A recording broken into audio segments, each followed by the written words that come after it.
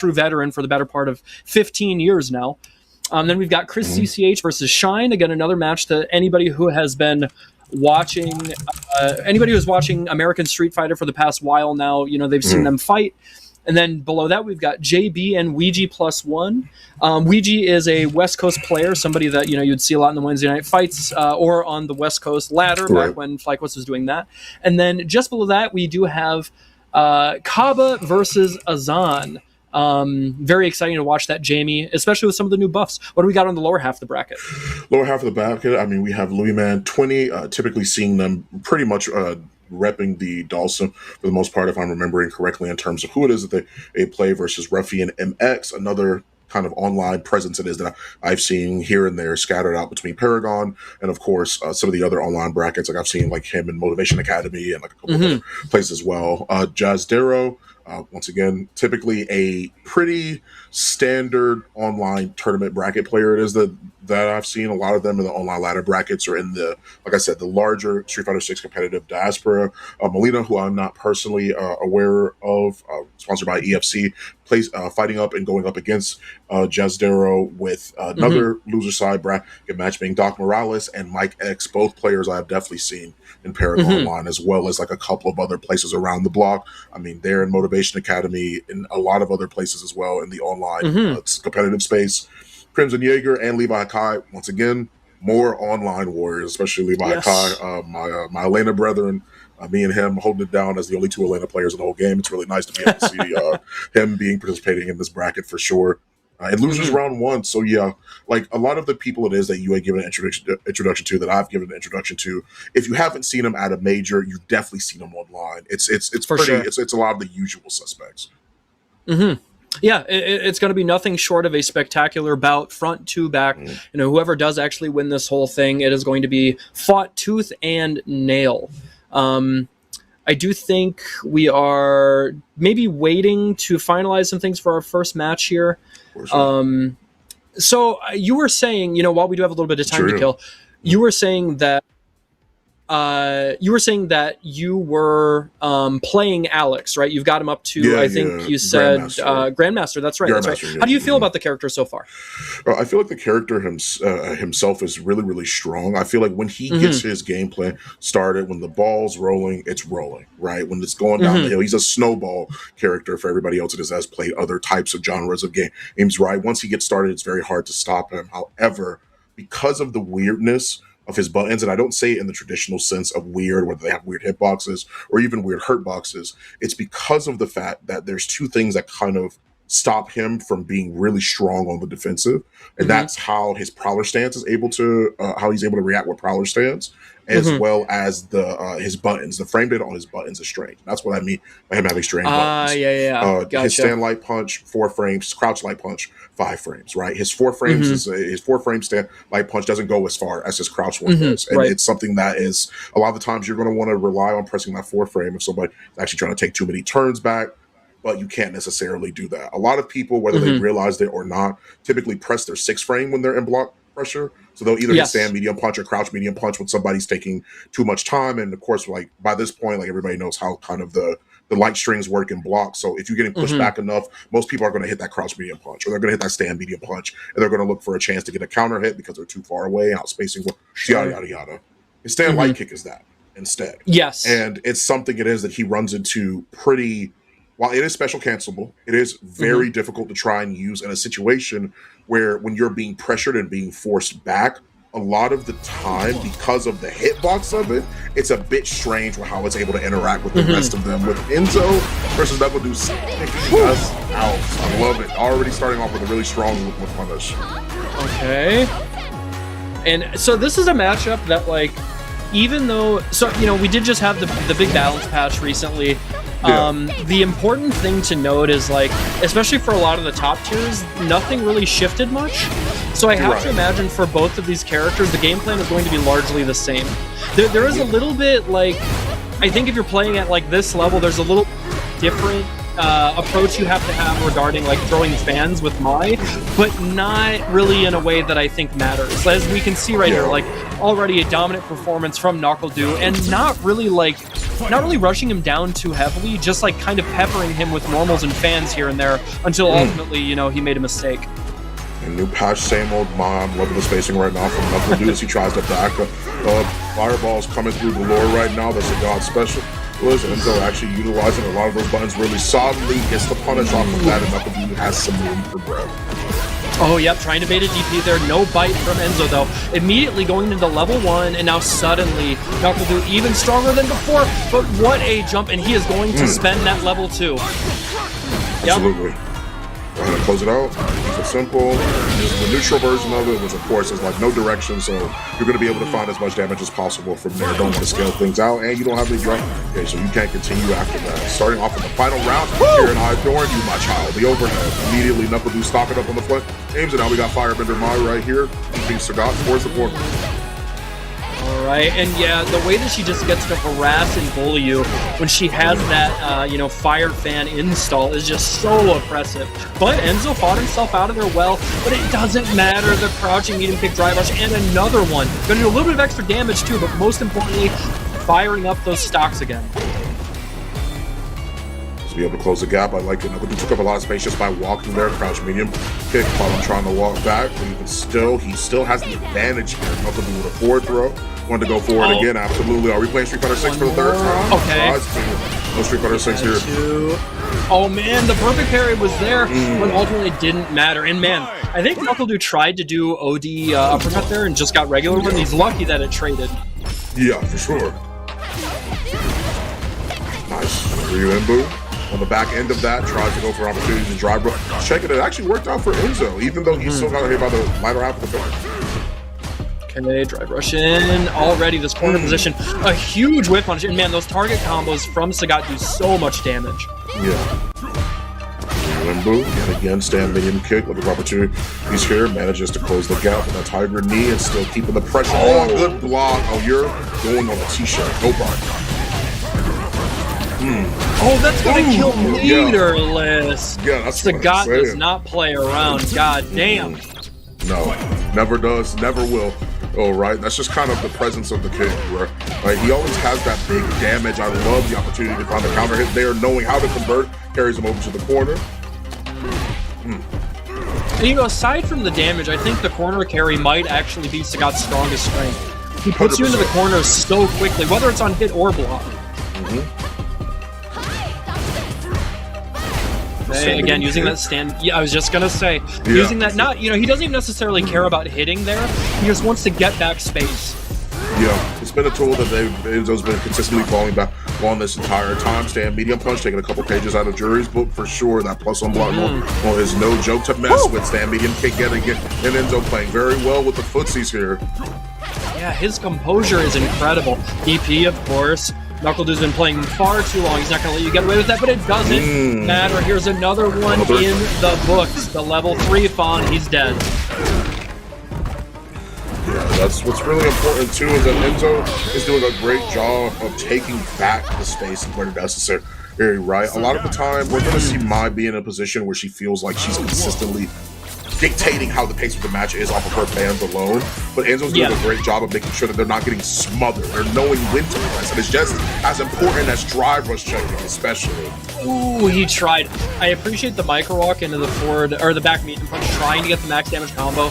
But man, talk about situational awareness. Enzo just ready with that crosscut. You do not get out of jail for free. Try it. The post frames on. Yeah, has to use the VP there. Needs to be able to bust out. Thought a throw was coming. That level 1 is coming just as quickly as the fire star shimmies. There's not gonna be so much damage. She killed super dead. God that damn! Did so much damage.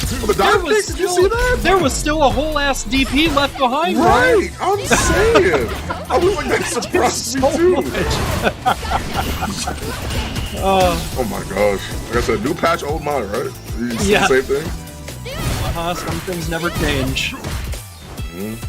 All right, just jockeying for position, both these guys, using, you know, these moves that, whether they're normals or specials, these moves that just have these really favorable disjointed hitboxes, and that's the sign of a strong player. You know, you're not overextending while using your most oppressive tool in the kit. I really think that if Knuckle Dude starts changing up his fan trajectories, keeping them low to the ground, that's actually going to provide a lot more benefit for them, because Enzo's been drive rush checking him despite the presence of the fan being there. And it's been a pretty big deal. Tried to go for a shimmy, no bite from Knuckle Dude. Okay, using that crouch medium kick. And Enzo just swinging, but ultimately Knuckle Dude finding the range. And man, that was an ambiguous jump, and I thought that was going to cross up. Go defend, yep. Oh my god, so cheap, brother. He made it out of the gap! Hold on. Did he mistime that? I don't know. That's a lot of damage. I think he can't exactly win here, but man, he's in a really favorable position. Wow. Okay. Really important round for Enzo there, for sure. The blocks. So, I like the jump back button. Yeah, that beat the Ryuenbu OS that a lot of guys like to go for, where you catch them on the way down. It was really smart awareness there from Enzo. Want to be able to jump in, gets the back throw. A little bit more chances here, throwing out the fan yet again. So much pressure on the drop. Burnout's coming next on this fan. Goes for the DP. Keeping him locked down for the time being. Already in jail. The warden is here. She looks for as many mixes as possible. Enzo busting out, but still not out of the woods yet. Oh my god. Oh wait, hold on a second. Hold on a second. Suddenly, this is so much more favorable. Yeah. Okay, he's spending a lot of drive gauge. Knuckle Dude is playing really well. Oh my god, the fastball, the Randy Johnson from downtown. That's 115 mile an hour heater, fun. Oh my god, that was so unfortunate.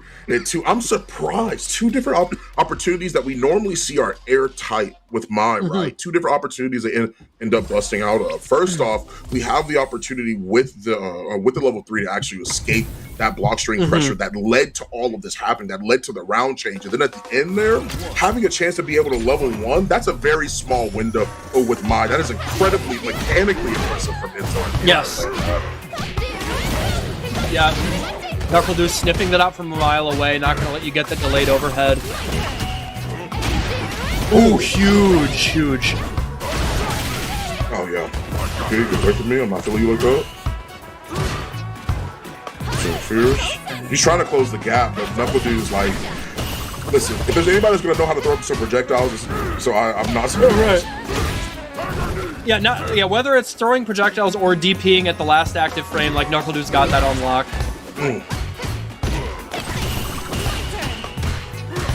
Okay, didn't bite on the frame trap attempt there. He's dead. He won't even have to spend meter. God damn, that's so much damage. It is. To think that full charge heavy DP can be canceled into level 3 as well, it means that like that still surprises me to this day. What a whip punish from Knuckle Dude. Immediately gains the fire stocks as well. Yeah, you took the words right out of my mouth. That whip punish was just so patient. He understood, you know, that like Enzo was going to come in at this exact range. He's going to wait for the drive rush to run out to try and still get the frame advantage. Knuckle Dude was so composed there. Oh, nice, damn, again.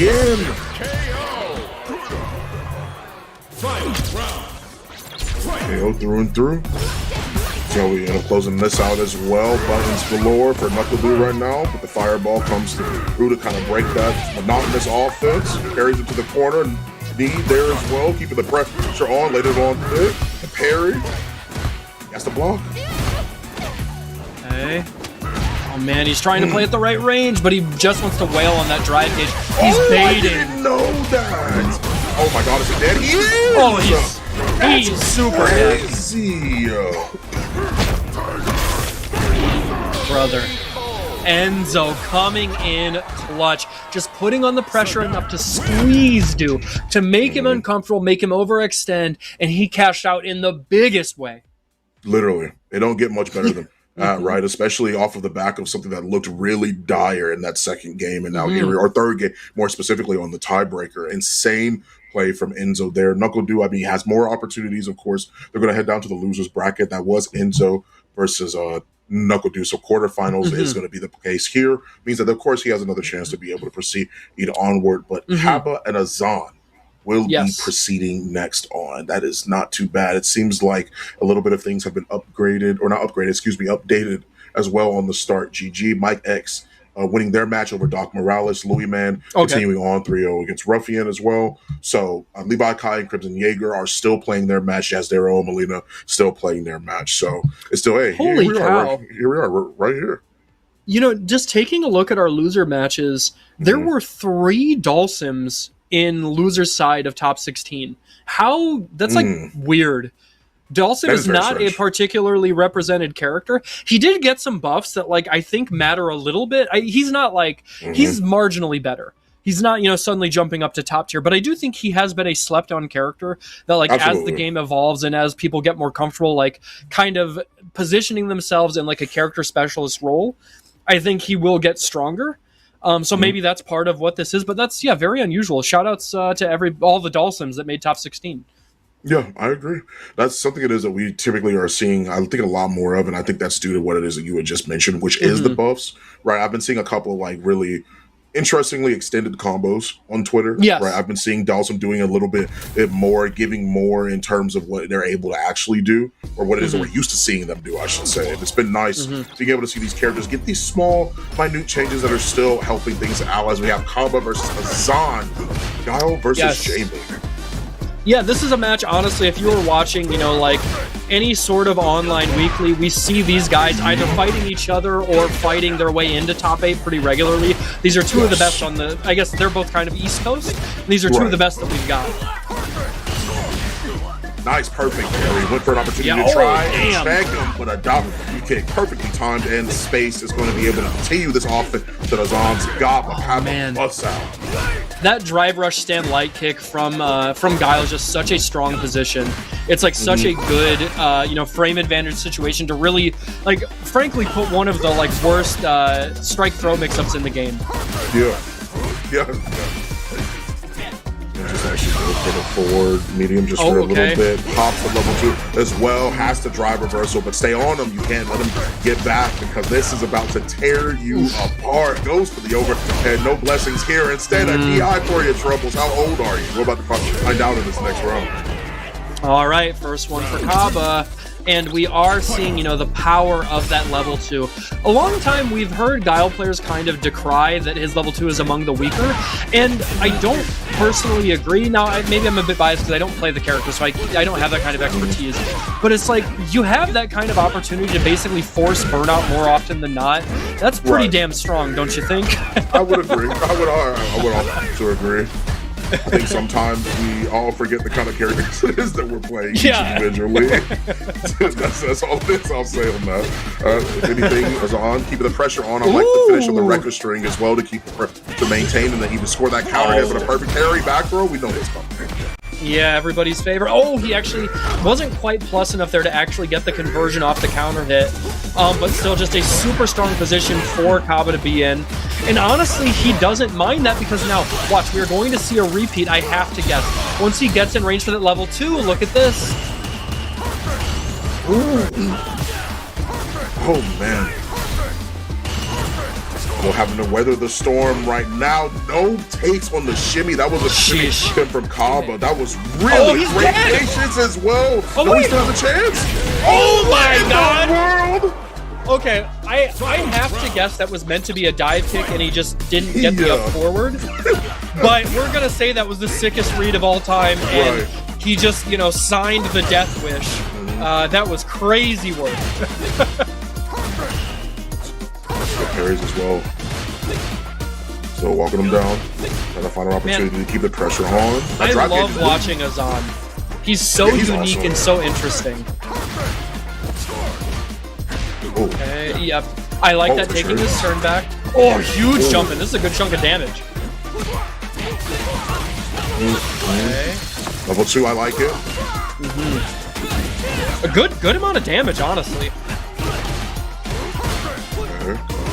Dodges him back. Manages to use the big stepper. Big boot, if anything. Cobb. Oh, That's a what a punish. oh, no punish? They dropped Does the frame data change on that when he's in level 4? I don't think so. I don't actually know. I don't think I've ever actually researched that specifically. I don't actually know that. I'm sure somebody in the chat can say. I'm pretty sure that still like that had a hell of recovery on it though. Right. But it might have been like he went for an optimal punish, and like in that situation. Hold on. Yeah, definitely sure to look. Yeah, definitely be sure to look that up. What a whip pump! This as well from Calba goes for the upside down kick. Can't quite find an opportunity there, but the plus frames of net another throw for him is on. Taking 2 drinks. Drink responsibly. Oh, good! Wow, that was amazing. That was a great whip punish. Tries to dash in. Wants to keep the pressure on. Doesn't have a chance to do much. Dive kick available. Takes another sip. Okay, yeah, man, he is, I think of the Jamies, granted there aren't many, but of the Jamies that play the character at a high level, I think Azan is the best at using dive kick. Oh yeah, I agree. He's always been a maximum space for the time being. Props level 4 as well. Oh, wow, man. He did. That's crazy because he did the light one to avoid the sonic boom and try to avoid the flash kick, but he got hit anyway. Dude, literally try to do it. Man, light kick, flash kick from Guile, I genuinely think is the best 6-frame punish in the game. It's so strong. Pressure on, pops up level 2. Drinking irresponsibly right now, burns him out. I like it as well. The punish might come through, but I think maybe it was worth it. Yeah, look at what he gets to instill. He still gets to control the pace here. Oh, but yeah, Kaba was too ready. The patience right now. He's just chilling. He's been holding down back forever. This is what Guile does best. And now look at how the tides have turned. Oh, okay. Oh, yeah, that's that. Flash game. Guile wins. Sir, Kaba will take it. We're tied up 1 game apiece. Checking the balloons, if anything, keeping us on the back foot, making it hard for them to actually close the gap. Went for the 4. House, not a chance in hell. Good whip punish from Kaba, still throwing out the booms and maintaining that distance. What a backdash! Dude, his footsies right now are on point. He has, he is tapped into the matrix right now. He sees the 1s and 0s. Oh damn! Ooh. Okay. Yeah, get away from me. Stand medium kick. Yeah, the wall. He is building it piece by piece as the set goes on, just getting more and more comfortable setting up this defensive perimeter. Dude. That's ridiculous. A wall manages to stay around house. That's a really nice start. This is the start of something beautiful. Oh, but man, yeah, he had to spend so much drive gauge. Round 2. Yeah. How much more can we find here? Big Stefan. Fly dresser guard. And just look for low forward from Azan. But even still, the pressure is still on. Took an opportunity to jump to. I like that. No flash kick coming from there. I'm done walking back and forth. It was an expensive tick throw, and that is kind of the problem with Jamie when it comes to fighting zoners and projectile characters. It's like it's so hard for him to deal with the projectiles that he has to spend so much meter getting in. Yeah. It's not looking too terrible right now. One more drink and it's party time. I'm still blocking pretty solidly. Catches him with the low forward. Kaba, once again, being a wall. Oh, dive kick. Well timed, but drops the sweep after. Maybe not at the right distance. Or the right height, I should say. Okay.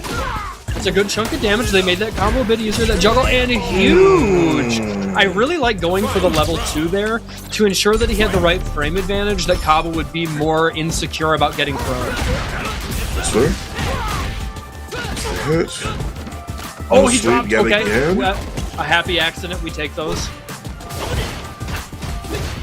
No flash kick that time around. They did stand up to hold back for a second. Kaba.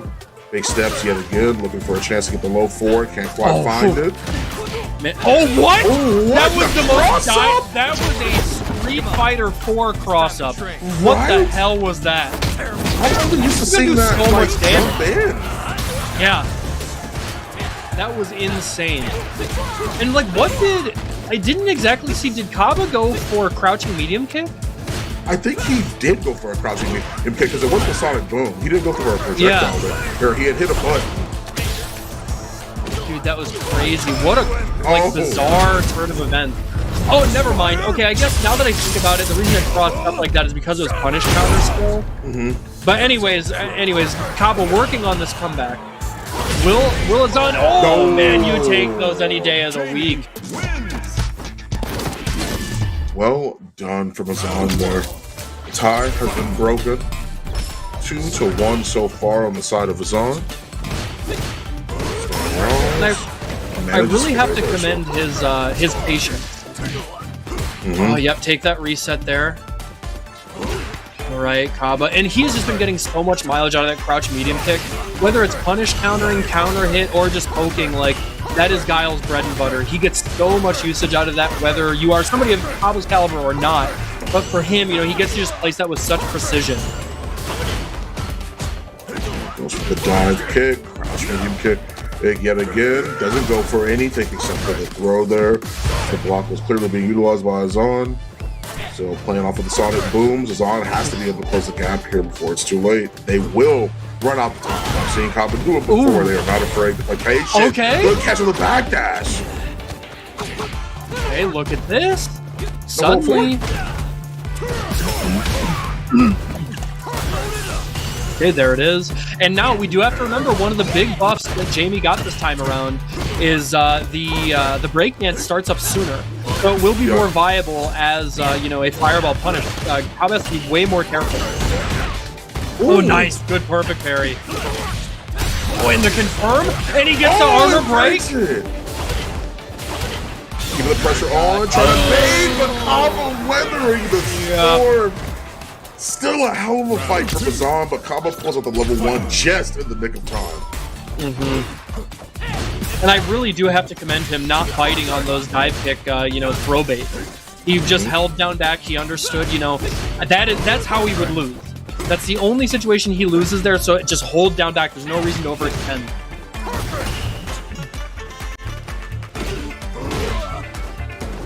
Just really nickel and diving, but a huge jump in. Those palms all around. The pushback is enabling them to stay safe. Sound. Ooh, I really like that attempt. You know, there have been so many situations where Kaba has gone for either like either a slower normal there or go for a fireball. And he's trying to interrupt, but Azan is just, you know, a little bit too hasty, and now Kaba just taking advantage of that in the biggest way. And now suddenly the drive gauge disparity is so huge.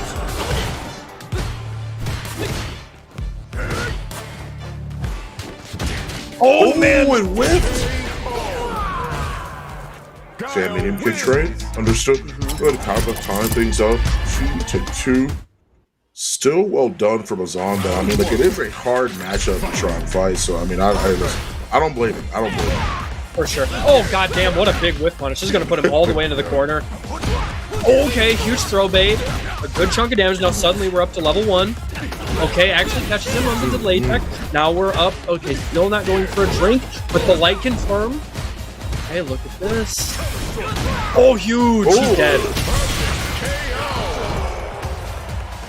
Round 2. Fight. Oh, man. Oh, didn't get the drive rush. Oh, man. All of these have just added up. He's landed so... Ah, but he keeps messing up that timing a little bit. Ooh. Nice. Manages to get a throw as well. Pressure maintain level 2. I knew it was coming. It's a turn for a little bit. Oh, man, he was... If he was ready for that whip punish, that was dead. We'll find it a different way here. Walks back. Allows them to do so. They're really looking for a flash kick, I just realized. It's more about giving them the respect with the options that they've got right now. Yeah. Okay, drive rushing in, only +1. Oh, then the confirm. Hitting on the late active frames, that stand roundhouse is going to seal the deal. Azan taking it 3-2 over a well-fought battle from Kaba. Still well done, right? I mean, like you mentioned Yes. it already. You said that it was a well-fought battle, and that's just the truth, right? A lot of those characters without projectiles have to play a little bit more patient, have to find other ways to be able to get a lot of their game plan done and transition into what could potentially be a win. So Jamie is one of those characters, just like Alex, just like Elena. When you find the hit, you got to go for it, right? You got to stay in there. You got to find a way to be able to get in there and kind of stay consistent when it comes to the pressure. Really well done for Bazan, and it's always nice to see Jamie's represented, right? Another character it is that didn't necessarily get a crazy amount of changes. You mentioned about the fact that his level 1 does start out faster. That is a change it is that he received, which is incredibly important, right? Sorry, not his level 1. His breakdance, yes, his breakdance. It's an OD breakdance is projectile invul, and that's incredibly important, right? Yes. You can transition into level 2. You can transition into level 1, I think, if he wants to at a certain time. It really just depends, right? Because a lot of the OD specials are special cancelable, so you should be able to do that. It enables him to do a lot, right? It enables him to do a lot more. So it is nice. Not the craziest change, but still good. Still a welcome one, I would say. Yeah, there are a couple other ones too, but we can talk about that when we see Azan next. Coming up, we do have some more matches lined up for you guys, of course, and it is going to be Enzo versus the winner of Chris CCH and Shine. It looks like Shine just won, and then right off the back of that, we do have JB versus Azan. So we'll be getting Enzo and Shine up next, which these two we actually don't see fight very much because they are on opposite sides of the country. So this will be interesting. I wonder what kind of, I wonder if these guys have actually fought before. I don't know, off the top of my head, their tournament history, but at the very least, I'm sure, Shine runs into his fair share of Sagat's. The character is very popular. But do you run into somebody like Enzo? Enzo is kind of a different breed, despite the fact that he's so young. Right, exactly. And I think that's what's incredibly important too, is that if this isn't a time where you fight against a lot of Sagat, or if you feel like you may not know the matchup, whether it be against, in retrospect, Kimberly as well, from Enzo's perspective too, it's important to understand that this will be the time to do it, right? I always advise for people to be able to sign up for tournaments, sign up for brackets, even if you feel like you aren't going to be able to do the most with it, if you don't feel like you're well adjusted, or if you don't feel like you have the opportunity to do so, it's the place where you can always get the most out of it, right? You're going to have your opportunity to be able to learn, to be able to grow, and to be able to proceed in whatever way it is that you want to, because that's just the environment that tournaments provide. It's incredibly important to be able to do that. And a lot of these upper tier players as well, they try and do it as hard as they can, right? They bust down too, and it's hard. They work their butts off to make sure they can actually get up to this place, and that can only happen by signing up for a lot of tournaments, going into training mode, using it consistently, using that replay assistance, which I love to use because it makes me less tilted and way happier playing this game. To be honest with you, so So heading to the next match. Yeah, again, it will be Azan versus Shine. Or, I'm sorry, not Enzo versus Shine. And now, really another character that did get some buffs, but really only one change. But they're very interesting changes. The change to the way that her normals act out of teleport. They basically gave them like drive rush juggle properties, and so suddenly it changes up how she utilizes her meter economy. I don't know that they're necessarily the biggest buffs, but it does make her more interesting.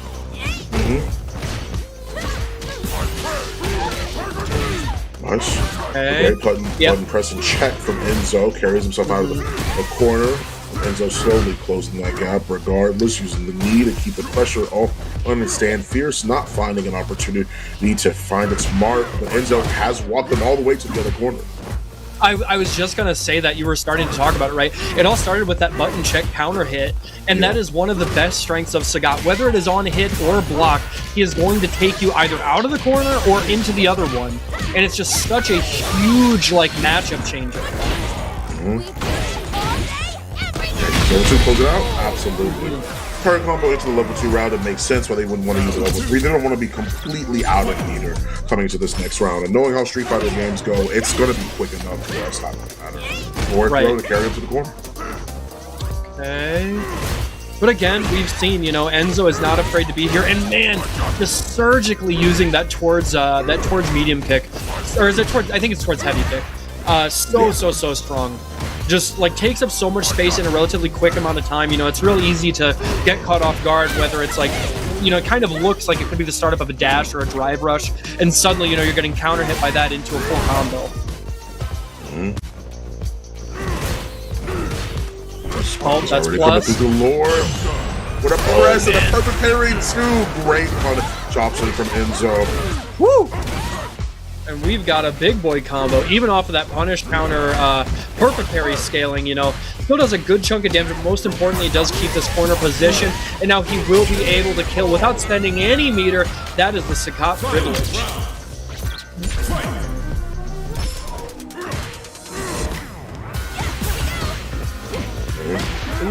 Oh, okay. Man, just with what a trade available to Sagat. Okay, yep. All right.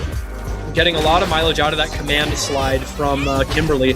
Shine just utilizing what he can to just navigate the really far-reaching and problematic normals of Sagat. Oh, he wasn't ready to whip punish. That could have been game, or it could have been round anyways.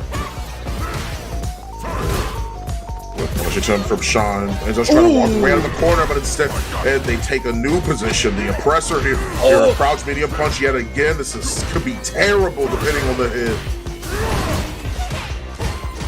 Was safe.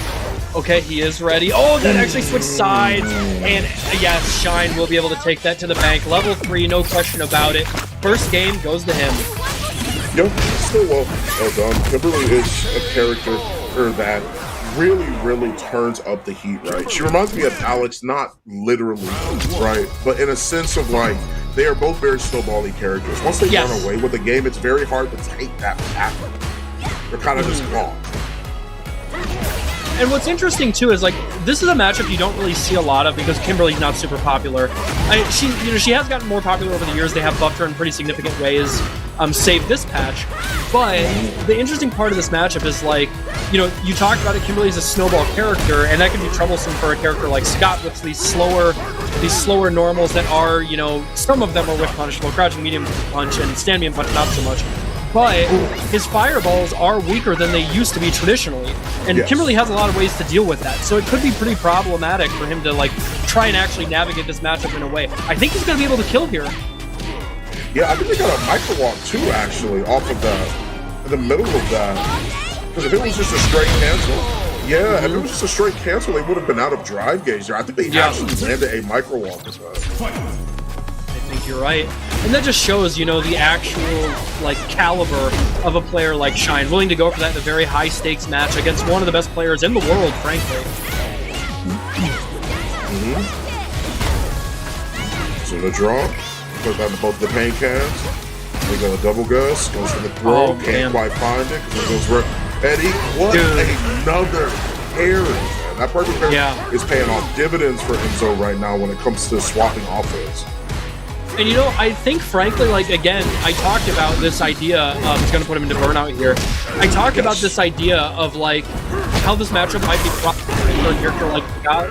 And I think, if you're going to try and actually change the tides of this matchup, you have to have those perfect parries.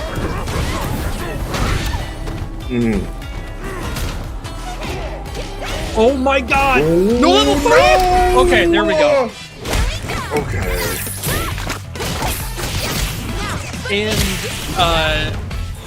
harkening back to what I talked about when kind of trying to break down and analyze how this matchup might play out, even though we don't see it very often, the ways that Shine is able to take back control of some of these rounds and make sure that they close them out is with these slides, which is, strictly anti-fireball tech. Like, you are dealing with these, these slower than normal fireball recoveries from a character like Sagat, and able to position them in a way that you actually land them in the late active frame and get the counter hits, or punish counter even. So it's just paying off in like such a big way to get to these level 3 conversions. Oh, this stand fierce yet again. Okay, can I say try to go for an empty jump? I adore you, my child. You are blessed in the name of the Father.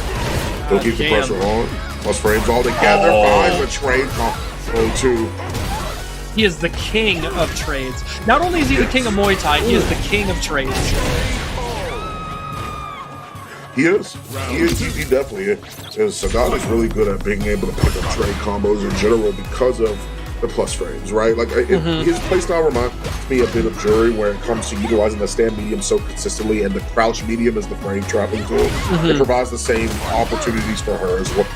Goes for it, but again, there it is. Waited, but it wasn't a trade. It wasn't. Oh no! Her hit drops it, makes it more plus. Oh my god. Man, and just the harassment. Oh, you're dead. Oh, Holy cow. under the And signed with a damn dot. There it is, a level 3 conversion. Enzo making sure that you recognize he's not out of this yet. Yeah. It's the unloaded clip. I was a big fan of that. Not very often it is that I get to see that kind of Sagading route, but it is dope knowing he can combo all of his fireballs. It's sick. Combo. And it does a grip. It's not like it damage. scales super heavily. Right. Oh, damn. Letting it rip. Plus frames, yeah. Tried to grab Honestly, him. he takes that.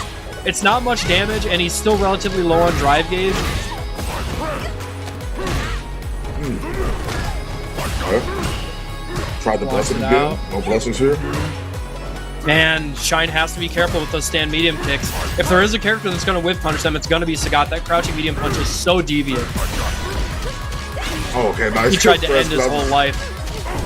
Ooh. Oh, no! I think it was supposed to be Fireball, maybe? I don't know. I think he actually did mean to do DP, but the issue is it was light DP, and light DP doesn't go far enough. But the thing is, because of his light combo, medium wouldn't have worked either. He would have had time to block. Shine would have had time to block it. Oh, you might be right. Yeah, that's a good point. Okay, but he's not showing any signs of slowing down. God damn. Okay, there it is. And one more combo is going to be more. Oh, he had the right idea.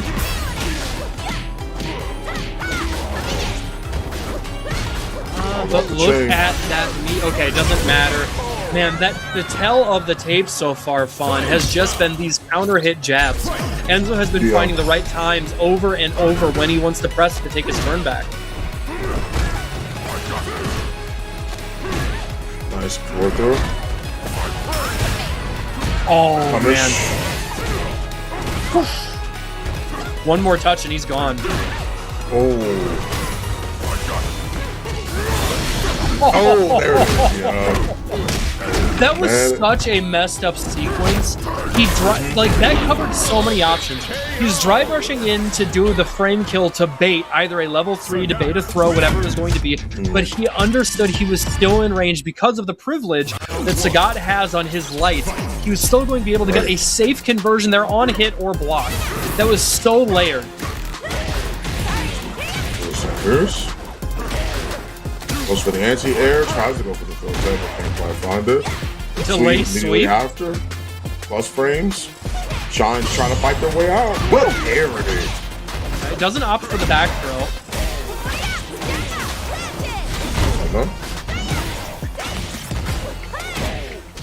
Oh, there it is. Don't even need it. I think that's maybe the first overhead for Shine that we've seen land the whole set. Second one. Oh, the other one I believe got blocked. It was like the last to get aimed, but they haven't been using it, which is exactly what it is that you're saying. They haven't really have not been going for that as much as you would typically expect. Yeah. Okay, safe pressure. Look at the drive gauge damage. Shine backing up there, hoping to maybe make a Tiger Knee whip, but so far Enzo really hasn't been using that outside of Oki situation. Yeah. But yeah, plus frames coming through as well. Slowly trying to walk their way forward. Gets a forward throw. Shine, did he hit him? On. Okay. No press. Oh no, he dropped! And the overhead is blocked. This is bad. Okay, he has to go for the level 3 here. This is basically checkmate. Yeah. Unless Enzo finds a way. I mean, like, that's the only thing it is that I can say about that. The blocks, but that's it. Yeah. Oh! Yeah, he blocks it. He had to do something. It was either do or die right there, and he just guessed wrong. It was a losing situation anyways. Right. Exactly. Yeah. It was a really solid burnout sequence. I mean, they couldn't have kept going with it, which is why there was a big enough gap to be able to utilize that level 1. But the point was that Shine literally had them against the ropes, right? Their HP was low enough to where it didn't really matter what was about to happen. As you mentioned, you had to do something. It was literally either that or die, and at least he went out swinging. But even still, still other opportunities there. Shine and Enzo, with Enzo going all the way down onto loser's bracket, but still having an opportunity to fight regardless. Still well done, as some of the losers matches have been starting to fill out as well. Is really interesting to see. Chris CCH and Knuckle Do with Chris CCH with Knuckle Do, and I believe I think it will be Enzo with Jazdero, I think, on their matches. Yeah. Yeah. Okay. Yeah, that's how it or well oh wait, no, we're still waiting on the Yep, that's right. So we're waiting on the winner of Kaba and Louis Man to decide who fights Jazdero. But before we get there, we do have another winners match coming up, and it is going to be none other than JB and Azan. Again, because of the coastal differences, these are matches that we don't see very often between these two players. I have to imagine it's going to be, Rashid versus Jamie. And, again, Rashid is still very popular. Not so much in the States outside of like JB, but we do see him a lot overseas. A lot of the Japanese players still use him. And he's a character that I think he did get a little bit of a buff to his heavy mixer. I don't know exactly what they changed. I think they might have maybe changed some of the hurtbox properties to make it a little more favorable. Yes. And I do know that and then they also, this is actually a big buff. They did significantly increase the startup. Fireball. Yes, right? Yeah, they significantly increased the startup of it. So it's much less susceptible to DI. Yeah, not only that, there's also, if he charges up OD Fireball, he can go into that either that roll or the fly now, too. That's right, That's also because he also got. Yeah, they kind of brought back some of his functionality from V-Skill 2 with Street Fighter 5. Yeah, you're right, actually. Okay, burnout sequence, here we go. God damn. JB plays so aggressive when he wants to. Oh, takes his turn back. And honestly, he'll be getting out of burnout here pretty soon. Oh man, defending so well as Azan immediately shutting it down, and he's going to get his drive gauge back. And look at the drive gauge on the side of JB. Suddenly the grass is not so green on the other side.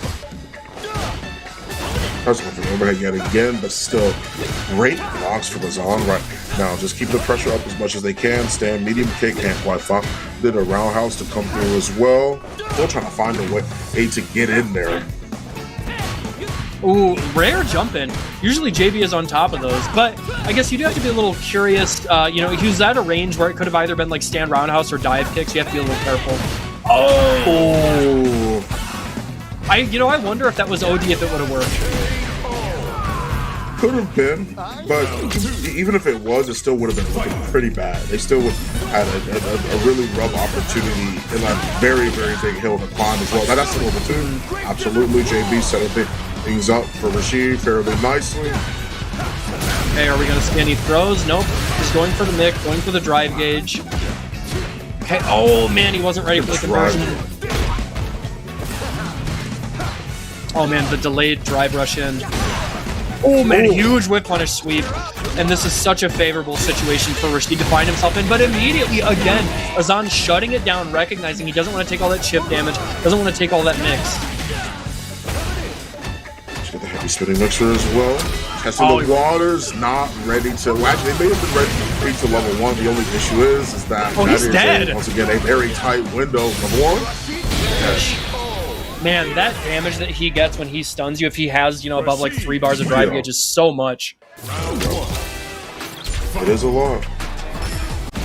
All right, JB closing that one out, does take the first game, and immediately putting Azan into the corner again. Wasn't ready for the counter hit conversion, but no issues there. He is still just going to take this corner control. He's going to take caging Azan. Ooh, goes for the late dive kick as well, trying to see if they can catch him whatsoever, but they weren't quite able to. A sweep, no drink afterwards. Oh yeah, nice, good recognition, but doesn't actually recognize the range for the punish. He tried to go for a little bit extra. Nice, good DP as well. Oh, nice. I really like him taking his turn back there. There it is, the back throw. Just taking advantage of the slightly awkward situation after that mixer. There it is. This is going to be burnout.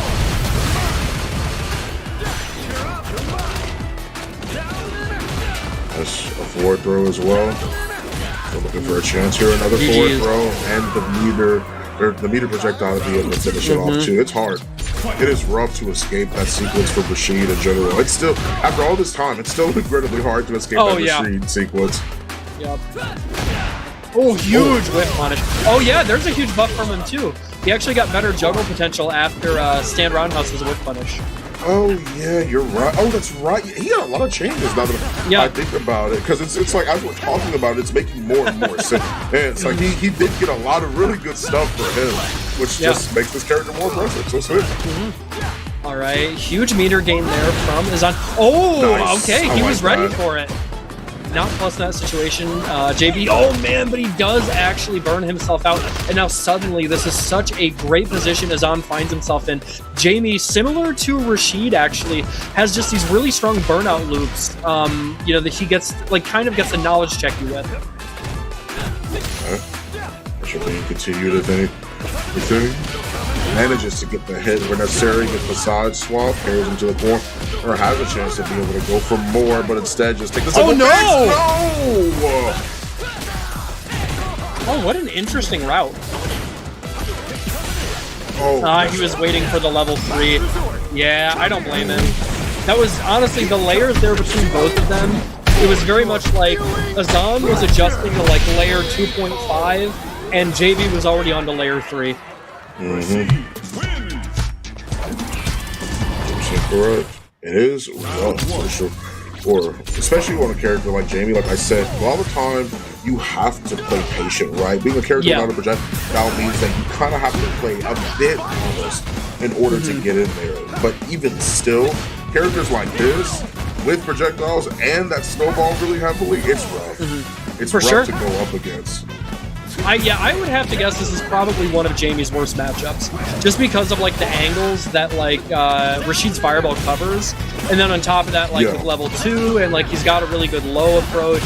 I bet this is really tough for Jamie to deal with. I agree. Okay, that is safe. Sweet punish, but in burnout.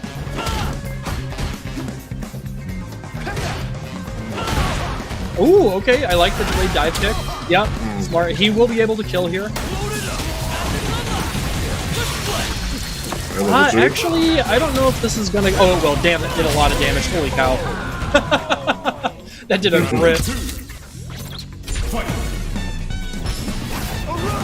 Oh, huge. Good job. Well done. Yeah, JB is really, like, testing the waters here. That's twice where he's gotten punished in a big way for those charged fireballs. Ooh, I like that plus 11 situation.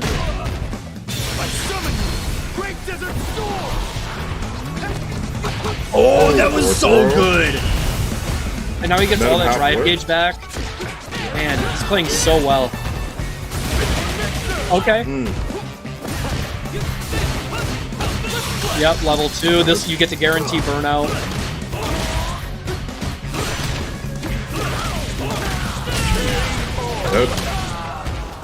And you know what? I was talking about this at the start of their set, right? Like, I don't imagine these guys have fought very often. Maybe every once in a while, like, you know, they might train, like, specifically online or something. But, like, there is a little bit of what looks like maybe matchup unfamiliarity at this level from JB's side. Yeah. Sometimes it does come to that, right? A lot of the times when you're playing high up there, or even in competitive play, you kind of get used to not seeing certain characters at all.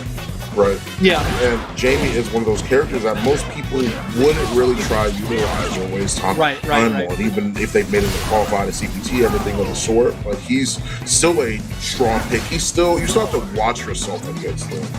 Oh, for 5 sure. frame stand fierce is no joke. Dude, like, it's so good. It's no joke. It is belligerent, some might say. Oh, good conversion. All right, there it is. Yeah. That was really smart. He was trying to bait the perfect parry attempt there. Took advantage of the delayed option. Perfectly spaced dive kick. This is just a winning position for Azan. Another one on the board. Another round goes to him. Well done from Azan. Once again, the awareness strikes yet again. They'll keep in the corner. Doing what they can to carry them to the corner. Excuse me, a forward throw from JB, and then backs up to level 2. Great Desert Storm coming through. Alright, good pickup. A lot of damage. Was kind of an awkward angle, so he's still going to get a lot, but not as much as he could have. But again, this is still a great position for Rashid. You know, if you are playing Rashid, you are signing yourself up to like use that level 2 as soon as possible. So, like the fact that you won the round is what counts there. Taking a bit of a sip. Doing it responsibly for Jamie for sure. Still looking for a chance. He carries it to the corner. Has more opportunities there, but an OD spinning mixer tries to keep JD alive. Dude! Oh! Well, this is going to do so much damage. It is.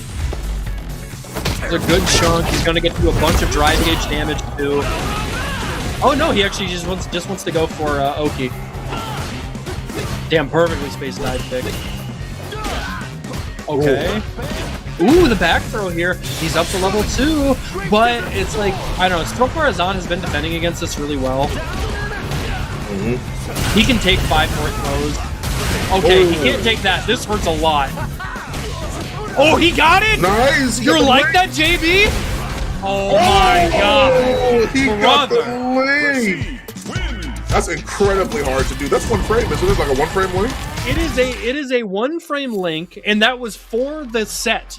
He called that out at the 11th hour when it mattered most. He's like, hold on, let me remind you guys, it doesn't matter if I'm a little unfamiliar with this matchup. I'm him. I'm that guy. Of course. Timothy. That's him. That's God the descendant damn. of him. All right. Dude, he's a bad man. He always has been, right? I mean, like even seeing him in SFL League and seeing him in CPT just around the spot, like it's been pretty dope to be able to witness that. A really, really strong player and strong contender for this remaining top 8 bracket. We're going to cut to a quick break, and when we come back, we'll have some more SF6 for you. Hang tight.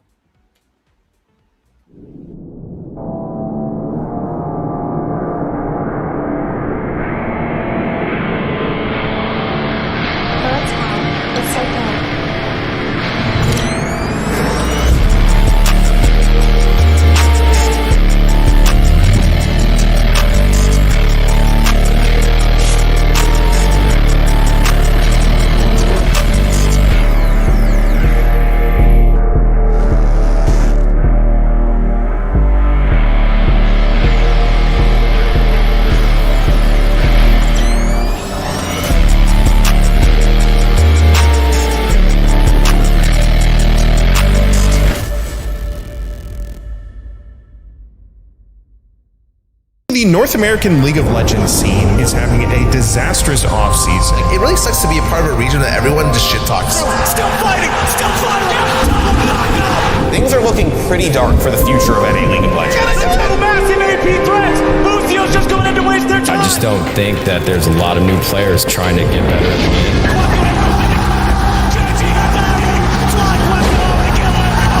Decent position, double circle, double galleon, and the jungle Trendemir game! Inspire claims a pentakill! It's good! They have more than earned the respect of the international stage. Thank you, FlyQuest, for making us believe.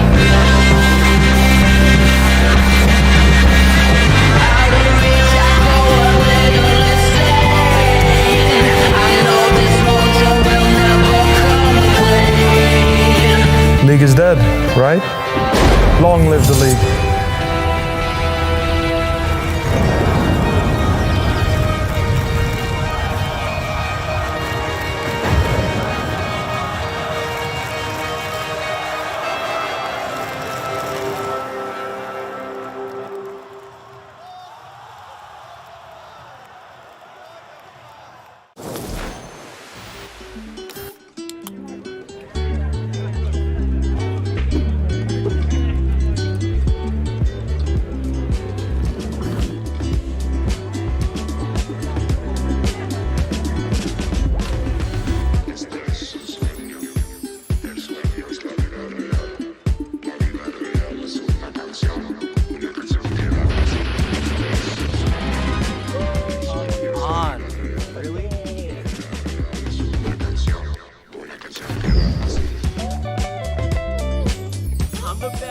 I'm the best of all time, baby.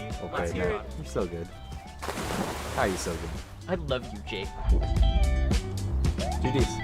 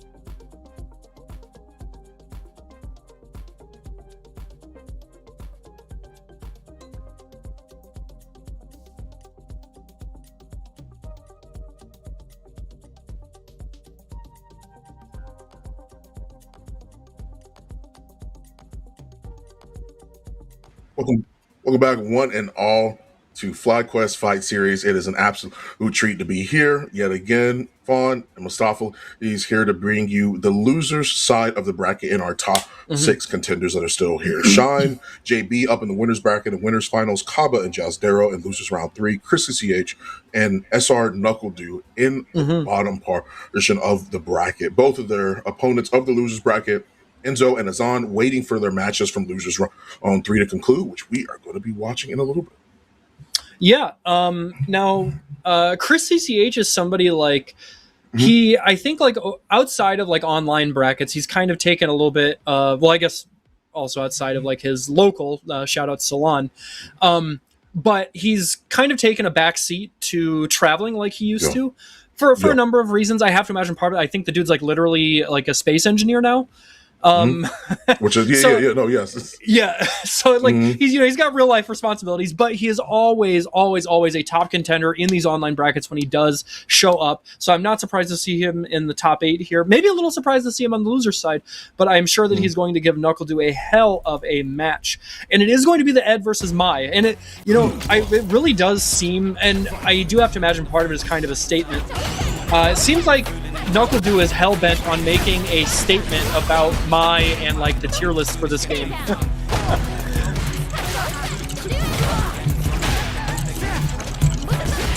Okay, going for the dive kick. Big here. Most for an opportunity. He tries to think if find anything, gets the forward throw. One more time. Yet again, we play Street Fighter 6. We'll have to see it. There it is to get the kill. That killed. Damn, I thought he was going to have a sliver. I thought he'd have a sliver of health. No such luck. That's the game we play. Those throws hurt so bad. It is the game we play. They hurt so bad. Oof, tried to whip punish there, no such luck. Chris CCH swinging here just to try and get control back in the neutral range. Ooh, what a pick off. God damn, that hurts. Close. Okay, that's a huge. And didn't even go for a crazy shimmy either. Just step back a little bit to make sure they can actually get the whip punish going. Okay, the back throw there, and this is where it all goes wrong. We saw this before. Is this a rewind? Oh, what a scan! Okay. No cancel? Okay. I think he's gonna try and close this out, without spending any bar. I respect it. The confidence from Chris CCH. Oh, what a block. Oh, yeah. Knuckledew getting a little overzealous. In that situation, he had to make such a gnarly comeback. I don't blame him for, it was a bit of a panic throw, I think. Oh, okay. Let's get a lot of drive gauge damage. Damn, we got the Shin Dream, baby. For a delayed jab. Throwing out the fan, looking for a chance, but can't find it anywhere. They're still keeping the pressure on, though. Knuckledew has to fight their way out of the corner here. The cycle flicker being prepped and ready. That's exactly what I was concerned about. Woo! That was so good. Baited, yeah, this is dead. More than enough. There it is. First game to Chris CCH. It took him, that first game was pretty dominant from Knuckledew's side of things, but Chris CCH, you could tell he got really comfortable both with the range that Knuckledew wanted to throw those projectiles and how he would stop that preemptive approach. Pressure being maintained and kept for the time being. Backs up to avoid the crouch roundhouse, and there it is. Has to DP back because they don't want to lose his corner position. I get it from Knuckledew. Okay, no delay DP from Chris CCH. Knuckledew's offense is a little too stifling. Oh, and Candy. Yes, sir. That's another round. Knuckledew's going to try and tie it up 1 apiece.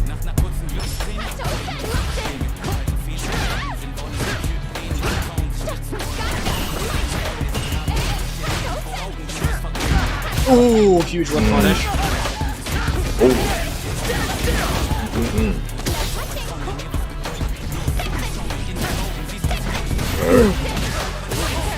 Oh, dude. The back time being wanted to bless his path, but couldn't do that at all. Gets the punish.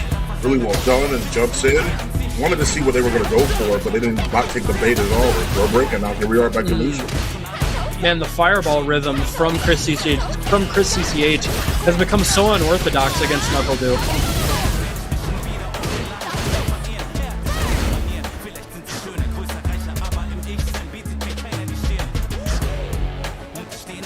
Oh, the patience from both. Have to give each other a lot of respect right now, bro. The flame tries to go in and get a throw, but can't quite do it. Yeah, I respect it. Level 2, just make sure you get the kill. Wait, is that not gonna kill? Okay, fair enough. Okay, yeah, but he has to spend all 3. I can tell he didn't want to, but he had to spend it all. I do at the very least respect the awareness to go for the level 2 route just to make sure. Yeah. Like, you know, if you do get lucky and kill, you save a bar. If not, you still have the option to close it out.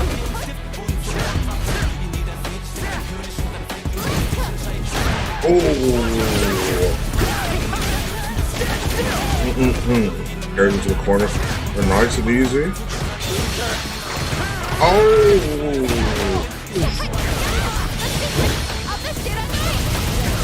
Good chunk of damage. God damn, that buff level 1 does so much. Oh yeah. No. Man, I don't know if there's anybody better in the business that takes advantage of like a flustered opponent than NuckleDu. He's so good at it. I agree.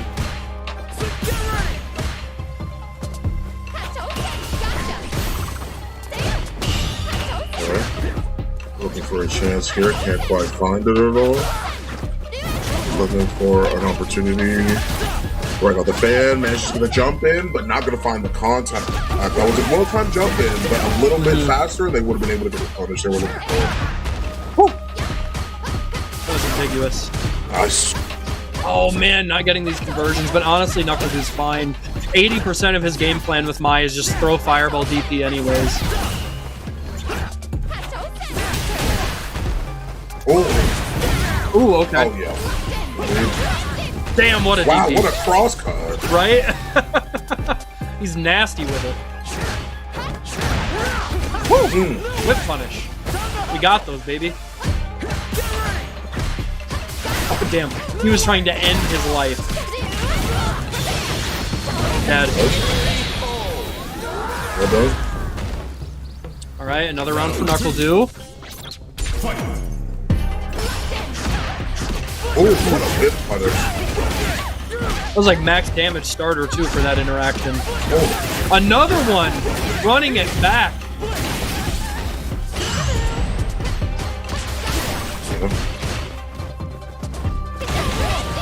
Nice TP. Yeah, good delay tech. Damn. Nice. NuckleDu getting a lot of meter back there for that delay tech. Oh, a huge, yeah. Not a ton of damage, but most importantly, he has that corner position now. But it does not matter. He will be able to kill without even spending. Damn. That last DP does a grip. Yeah. Yes, it does. Still looking for a punish here. The back row.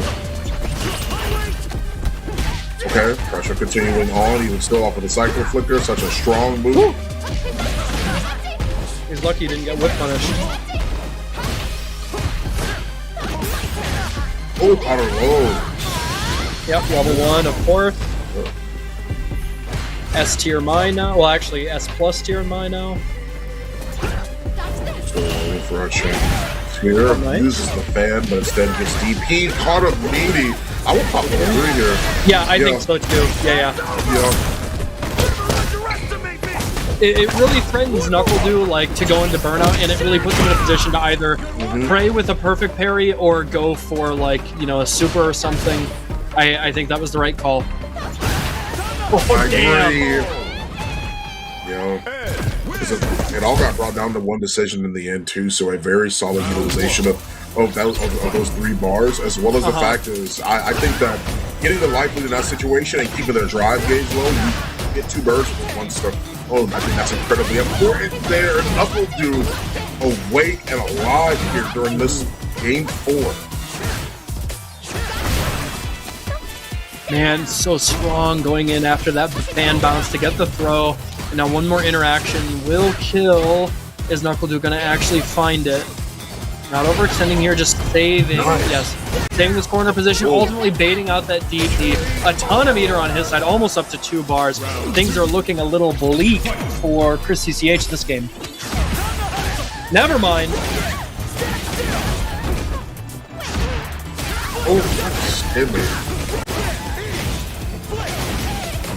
Something about how Chris shimmies reminds me a lot of them during SF5, honestly. Yes. It reminds me so much of it when I watch them play. I agree. It's very much like the same type of cadence. Yeah.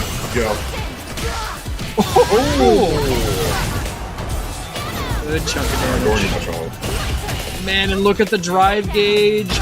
The lawn is dying on the other side.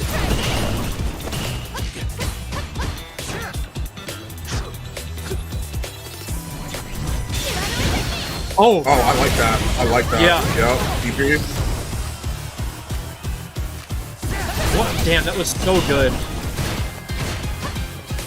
Okay, this defense though. Oh man, I was about to get hype. Yeah. It's in those intense moments as well towards the end of the round that you start to realize that people kind of lose their readiness to react, right? Because that jump, had that been punished, it would have been something crazy for Chris CCH. It really would have turned some stuff around for him, but that's once again the problem, especially with a character like Ed. Their DP is kind of weird, their startup's strange. So if you aren't on point with that, like there's a certain point where when they're still in the air, if you didn't go for a DP at a certain time, that's kind of just it. You're kind of just going. I agree. Okay, there it is, the forward tick throw. All right, throw out the fan. Oh man, I thought he was going to DP. Nice. Okay, suddenly, Chris CCH getting the better of this fireball war. Oh man, I thought he was going to DP. I think Chris CCH did too. Now suddenly, oh man, NACL. What a war of attrition. Oh, he burned himself out though. Oh, he has to worry about getting chipped. Oh, that was so good. Yeah. Dude, the slow fireball is so diabolical. If the slow fireball didn't also put it in a spot like that, I was just about to make the trajectory. After it hits the block, it would not be so bad. But it's like, dude. What a pickup. Look at this. Oh my god. Capcom, do something. Oh, this character's messed up. Do something, man. Do something about her. Oh no, that's dead. Oh, super dead. Yeah. Oh my gosh. And just like that, all it took was one opening. NACL taking it to the bank, cashing that check, and he will move on here on loser's side. An unfortunate elimination on the side of Chris CCH, but still love to be able to see the Ed play regardless, right? I mean, they still played incredibly well. Made sure they looked very, very solid as this was happening. As we also have Kaba and Jazdero on the other side of things. That means with NACL winning, they'll be moving on to fight Azan, which is going to be a pretty big deal for them overall. I'm very, very interested to see how Azan ends up playing that one, especially against a character like I'm wondering what Ibi is going to be able to do in the long run. So it's going to be pretty sick too. With Shauna JB waiting in the wings of Winners Finals. Yeah. I think of the matches that we have left, I think that might be the one that that's the one I'm most excited for. Just because, again, these two, they have fought before, but they don't get to fight very often just because they are on opposite sides of the country. So to see these two square off, in a position like Winners Finals where, winner does move on to Grand. They have the best advantage in the whole tournament, but we'll get there when we get there. We're not quite there yet, so it is going to be Kaba versus Jazzero. Jazzero is somebody that we don't see a lot of outside of the Latin American CPT. And also is definitely not a shy away from top tier player. Did used to play JP, and I think also played maybe a little bit of DJ for a little bit. But now they are switching over to Mai. Why work that hard? It's fair. I mean, I get it, right? Hey, sometimes if you want to, the words set for Kevin, pick a top tier. Yes, absolutely. Hey, just pick a top tier. There's really nothing wrong with that. Nice, man. Just get the wall spot as well. Go for the level 1 to keep the drive gauge low. This is going to be crazy. Ooh, okay. And yeah, that he had to. He's still in a pretty good position now, but with drive gauge back on the side of Jazdera. Oh, wait, hold on. Hold the phone. Oh, that was so good. Reaction.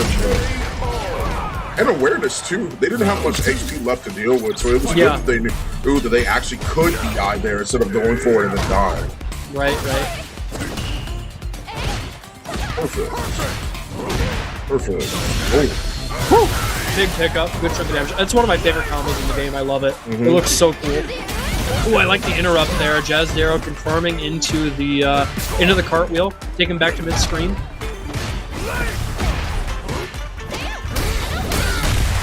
Oh, okay. One. Fans are coming through.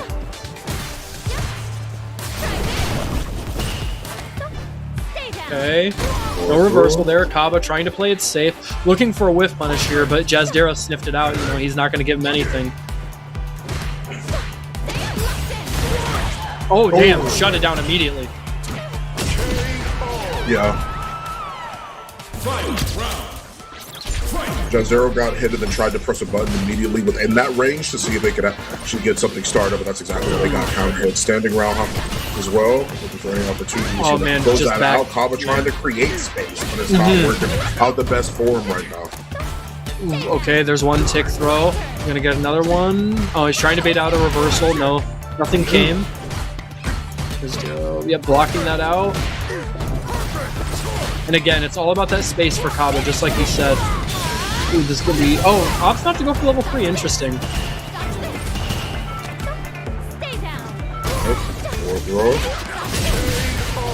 There we go with that again. Stand fierce into a fireball immediately after, and we are looking pretty solid right now for Jazdera.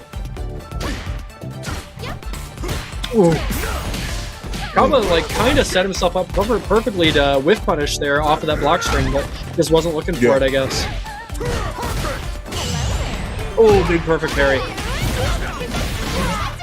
He's out of there, gaining a ton of space back to the mid-center of the screen, and now it is this fireball war to see who can actually get something started. And it looks like, again, it is Jazdera. Yeah, I always tried to flash kick. Wanted to look for an opportunity to see if they can get literally anything off of that, but no. Sonic Blade to be able to hold down the defense for a little bit longer, but a punish counter throw is making this look more dire. He tries to do it again, and no punish on that either. Oh, man. And man, just punish from such a long range, too. That stand fierce from Mai is so good. Perfect parry, yes. It's not about the damage, it's about the corner carry.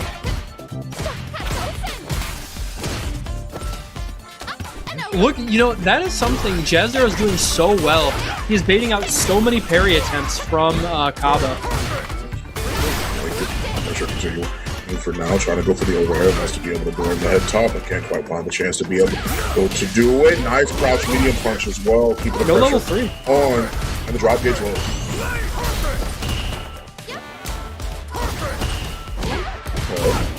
Oh no! Oh. Yeah, I like this, yep. He'll take a big advantage here in the drive gauge economy. Put a lot of pressure on Kaba, and he'll survive a level 3 if he does wake up, but I don't blame him, yeah. That's 2. Count them, 2. 2 on the board for Jazdera. He is looking down the barrel of maybe a 3-0. Kaba's going to have to dig deep here if he wants to actually claw this back, because this is loser's side. Yes, I agree. Kaba is looking.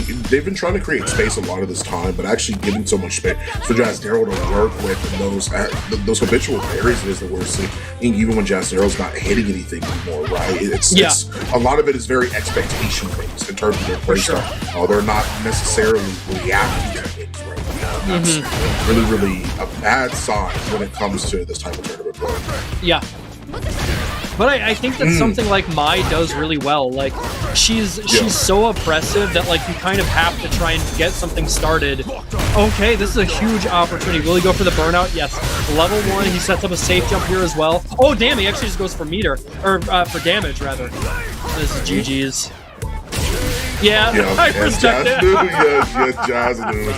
Yeah. He's like, there is simply no way. Even if he does spin level 2, that's still another guess that he has to put up. He has to deal with, contend with right now. So that's still not something that is that I can understand wanting to be able to go for. Jazz there with a nice little corner carry already. Manages to get the ground bounce for a little bit of extra plus frames off of that recent change.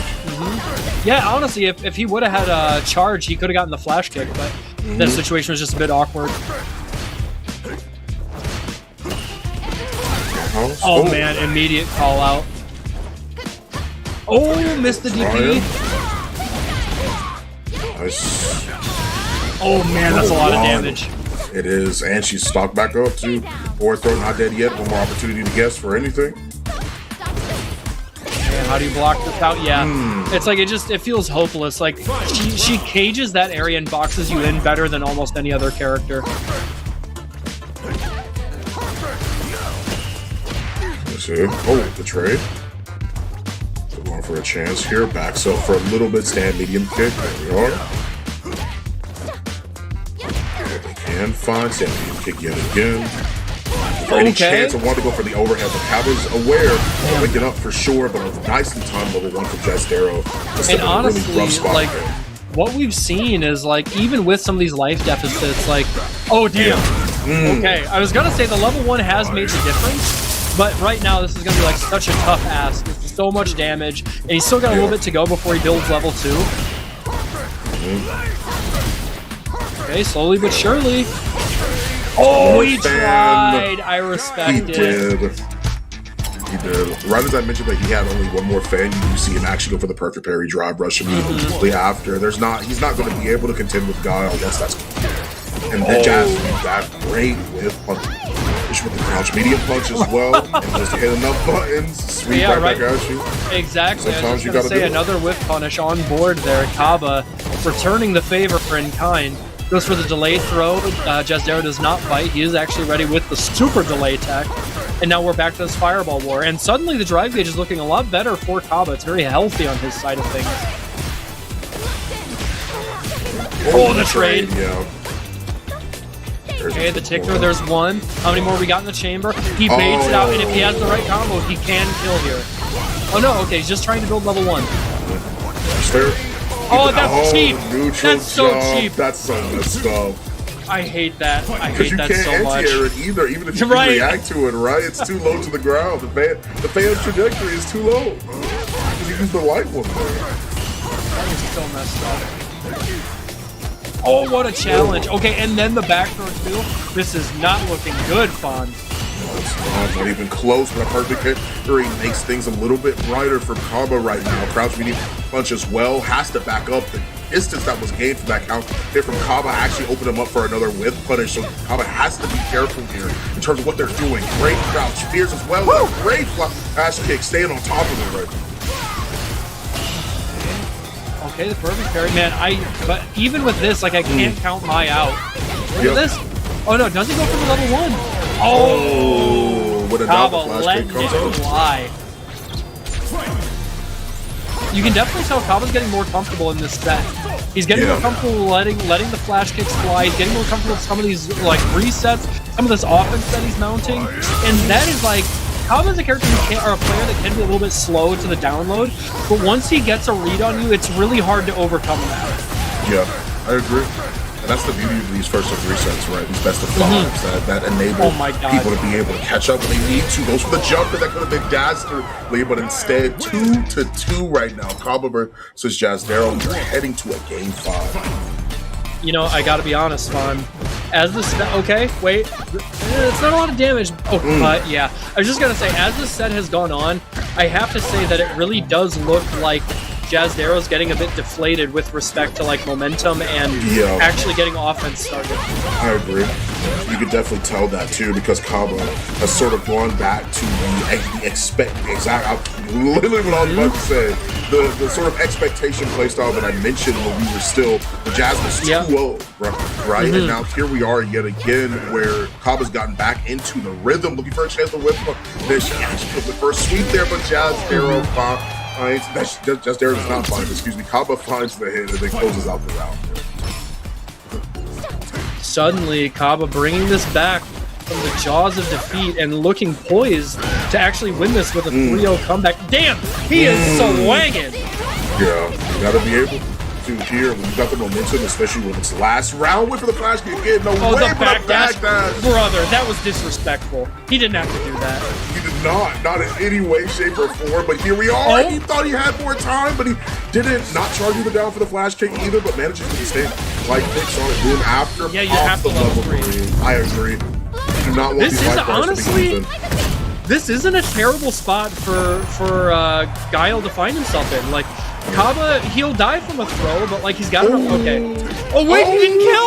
No. Hold up. Okay, the overhead seals the deal. But I gotta say that was so scrambling that I still feel like Kaba can be pretty comfortable in this set. Yeah, I agree. Oh, nice back throw. The back throw. Oh, he thought he was what is going on? But he dropped, and then he's getting hit. What is going on? This is so scrambling. This is so messy. Spaghetti on the floor. It's all over the place. I don't know what's actually He went for the overhead.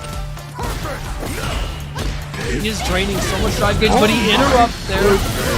And just like that, Jazz Darrow. Oh, no. I was about to say he has to level 2. It would actually just be better for him if he did. A low drive gauge. Jazz can't afford to throw out his many Sonic. Oh, no way. Oh my God. That was incredible. Dude, Jazz Darrow there, it really looked like Kaba had the down low. Yeah. It looked like he had closed all the other processes. He was making sure his router and bandwidth was allocated properly, and he had everything signed, sealed, and delivered. But ultimately, Jazz Darrow took advantage of those scramble situations, which were tenuous. They were going back and forth. It was real messy on both sides. But maybe it made Kaba a little bit nervous, a little bit flustered. And Jazz Darrow, if there is a character that takes advantage of that better than most, I do think it's Mai. She really thrives in that kind of situation because her fireball is so oppressive, is so dominant in that neutral game. That like even if you're getting some of these trades, the frame advantage works out on your side. That then like suddenly you're getting more drive gauge back, you're putting a little more pressure on your opponent, and he came out on top. Yeah, and that's kind of what it comes down to, right? Is that a lot of this was really, really interesting to be able to witness. It was a lot of adaptation on both sides, right? And at these higher levels of play, that's pretty much what it comes down to. It comes down to how fast are you going to be able to adapt, and that's something that we saw back and forth, time and time again. Kaba relying on the situations where they could sort of fall back on that sort of expectation type play style where they're like, okay, this is coming, so they must be able to hit a button here, or they must be able to do this or do that. And it ended up working out for them. Then in the end, it was like everything was everywhere. It was hard to try and find any sort of hit or contact that made any sense because when they did get the hit, they dropped it. It was just all over the place. But here we are, dude. Actually going with the Guile here against Azan, which makes sense. I think Jamie would have a harder time dealing with the speed of Sonic Booms to deal with. He would have to be pretty on point reactionary or reaction-wise to get past it as opposed to nice. I agree. As good as Mai's fireballs are, like they do have a lot of recovery, and Jamie is a character that does really take advantage of like random jump-ins or dive kicks. So I totally get and also like this is so strong. Like again, light flash kick has such good horizontal range, so you don't really have to worry about whipping against the dive kick in the same way as you would against or as you would with a character like Mai. Right. Oh, he tried. And no level 2 either. Damn. Can he kill? Oh, he could have. He definitely could. I think yeah. Oh wow, good defense. And look at the drive gauge. Suddenly things are a lot more stressful for Do. Shoe on the other foot. He just tried to break dance to get through that fireball and gets hit by the flash kick as well, but it caught him right on the startup before the projectile invulnerability actually kicked in. Man, what a hell of a play right now. That's not a bad trade. Okay, man, he's just so ready. Yeah. He gets to play so patient against Jamie. And as you see, he's always buffering the down after. He's anticipating the dive kick for Azan to try and go past literally any one of these fireballs, and he's letting it go. It doesn't even matter. Okay, there it is. Time he did it. Yeah. Oh, but yeah, he was worried about the wake-up flash kick. I get it. Again, dude, just 2 steps ahead. Yeah. And now Azan just has to work so hard to try and get back in. Okay, he's gonna go for the level 2 here. The activation puts him immediately into level 4. Okay, this is a lot of damage, and he does have like another bar. Oh, that's huge! This is so much damage. Go for the level 1? No. Okay. Oh my god! What a call! That was ridiculous. We're heading into the 1 round apiece for both of these players. A flash kick to get things kind of started a little bit. For any opportunity. That was a plus. NACL taking that frame trap through the bank. All right, the Rekkas actually land, and now Azan just trying to actually block it out here. Yeah. And that was an expensive punish. Having to spend 2 bars there just to get flash kick for your troubles, and then he bets it all. I don't blame him. Yeah.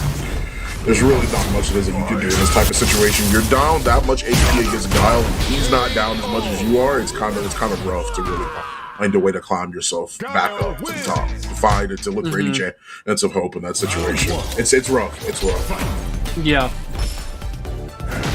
Al's been like unchanged for like the latter half of like 40 years, so you're gonna deal with the same thing everybody else is dealing with. Right. Okay, huge dive kick. Oh man, he was trying. The Sobat backwards from Do was actually a wise spacing decision. But look at the drive gauge. Azan really getting wailed on here and just really running out of credit. Oh, in our house. It's the crouch medium kick. And yeah, this is Guile's round to win.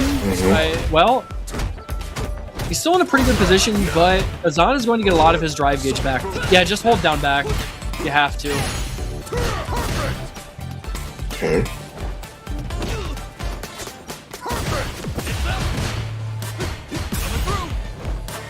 Looking for a chance here. Goes for the jump back.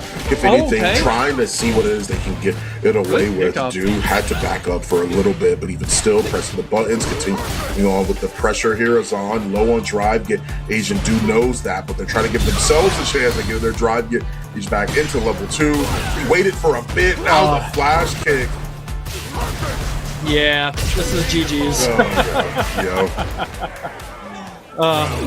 Once you're low on life and like Guile gets you full screen where he can set up the baby booms and just like make you hold that when you're getting closer and closer to chip, it just feels so hopeless. It does. It's a down kick. Roundhouse. Try to go for any sort of just out of range there for the whiff punish. Flash kick. Nice. Okay, the low confirmed. Jamie is pretty good in that department. His low lights, like the way that they chain together, are pretty good. Oh, the overhead? Oh, I thought he was going to combo. Oh, no, he dropped. But he wasn't ready for a punish. I'm sure that's like -6 at least. Into the corner. Okay. The level 3. I like it. It's a nice chance to be able to do so. I suspect he'll go for the drive impact follow-up, but it's not quite going to put him into burnout. It's close. No! Oh, safe jump. I respect that. That's a better option. Good cross cut. There's a time, but he did it. Now there's no chance of OD. He flash kick coming out, but the dive kick was his chance to try and catch up, and NACL shut that down just from walking back. Okay. God damn. Oh my gosh, the patience from Do. Yeah. And the flash kick at the ready. He is locked and loaded. Oh man, that was such an opportunity for Azan. He's still not out of the woods yet, but Do. The palm from downtown, shutting down any preemptive approach. Is there any chance they could possibly find a simple drink? Just one off of the Rekka. Gets the dive kick. Sweet. Remains plus as well from that. Dude tries to jump out and still gets hit by it. Last level 2. He keeps his drinks too now, so. Slowly walking forward.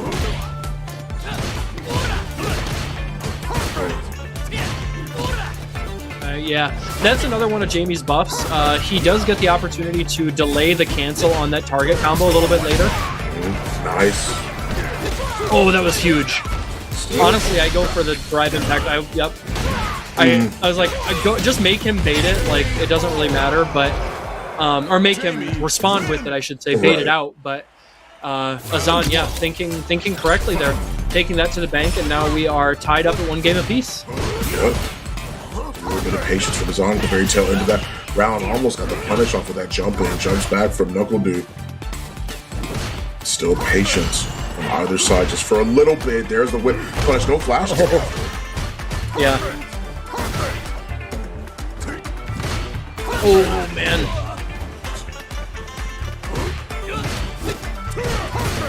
Yeah, there have been, Knuckle Dude, there have been a lot of these situations where Azan is trying, to instill a block string, taking his turn back there with, stand roundhouse into, light Rekka.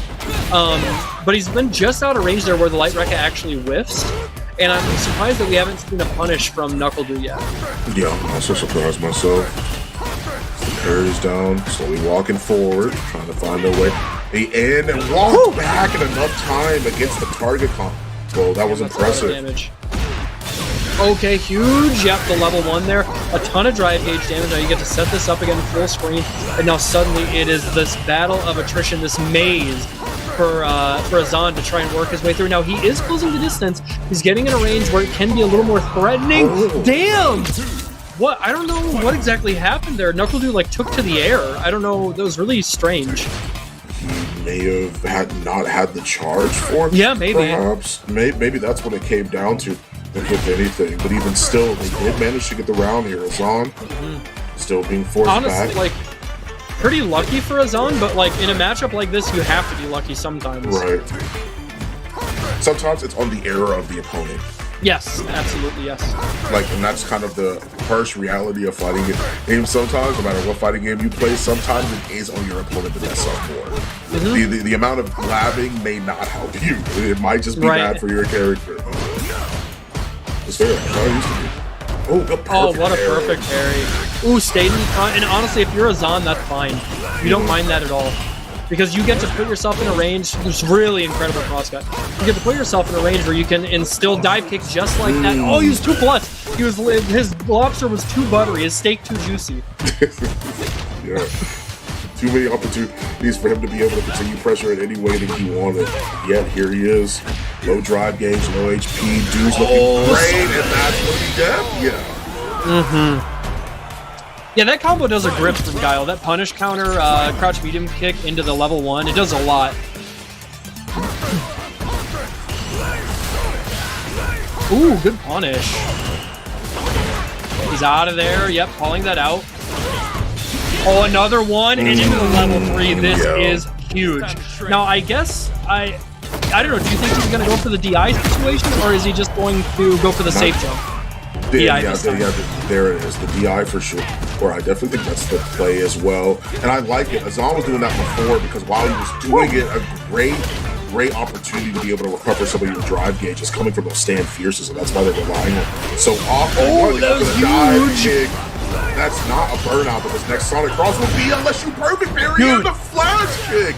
Dude's still on top of stuff, man. And now he's dead. Dude. Oh my god, what a sequence. Bro, he's a And what did I tell you about that light flash kick? It has such incredible horizontal range. It punishes so many other things that other characters can't. Here, a good tool to be able to use for proper punishes. I mean, what doesn't? Damn. Right? I had a great sweep, perfect parry off of the back of it too. Oh, I guess I didn't go for the back row, but still able to really insist his will here and just put the hurt on the drive gauge of Azan. He's in a really desperate position here to try and make something happen. He is. Perfect parry, tried it. There's a dive. Nice. It always starts. You walk back. He was expecting a DP. He's still trying to give him respect where necessary, and then actually provided extra distance for him. Good throw tech. Damn, yeah, he's too ready, brother. He's too ready. Yeah, we hit that one. Nice flash. Sorry, boom suit. He's coming out. A little push right now. No punish because we got the level 2 to keep us safe. He wants to burn him out. Oh, punish counter. So good. The throw reset, I did not expect that. I got caught. So did Do. Up to the rock in the wrong place. Yeah, Do is just holding down back for his damn life. He's not going to get hit by anything. Yeah, I get it. And then the shimmies begin. It's unfortunate reality of the wherein here walks back, gets a chance. Still keeping the max distance, but he's got breathing room now and drive in his back pocket, but it's already not looking great. Ooh. Oh man, the perfect parries have been on point. Do burn himself out. I mean, you know, I'm sure he got frustrated. I'm sure he got a little desperate, but I don't know. Yeah. Oh, yeah. Cornered against Jamie with the dive kick is just tough to deal with. Even if you are Guile, you know? Right.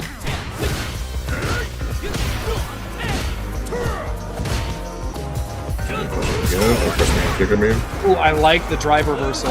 Look at this. This is huge. Oh, the shimmy. A good chunk of damage here. It's the drink, too. Got the bag dash. That's something else was coming. Possibly a throw. Oh, I love that. Oh, no, man. He's so lucky he didn't get punished. Oh, it was. And now this level 3 is huge. And you know, I think even if he wakes up with level 1, I don't think it'll kill Guile. No, it wouldn't. It's not enough. He still has another guess on him. Now, if he was level 4... Oh, no! This is so bad. He's going to carry him to the corner and then booms galore. But he blocks. He'll have time to be able to get his drive gauge back, but not here. And Doom knew that as well. That's why he closed the gap so fast.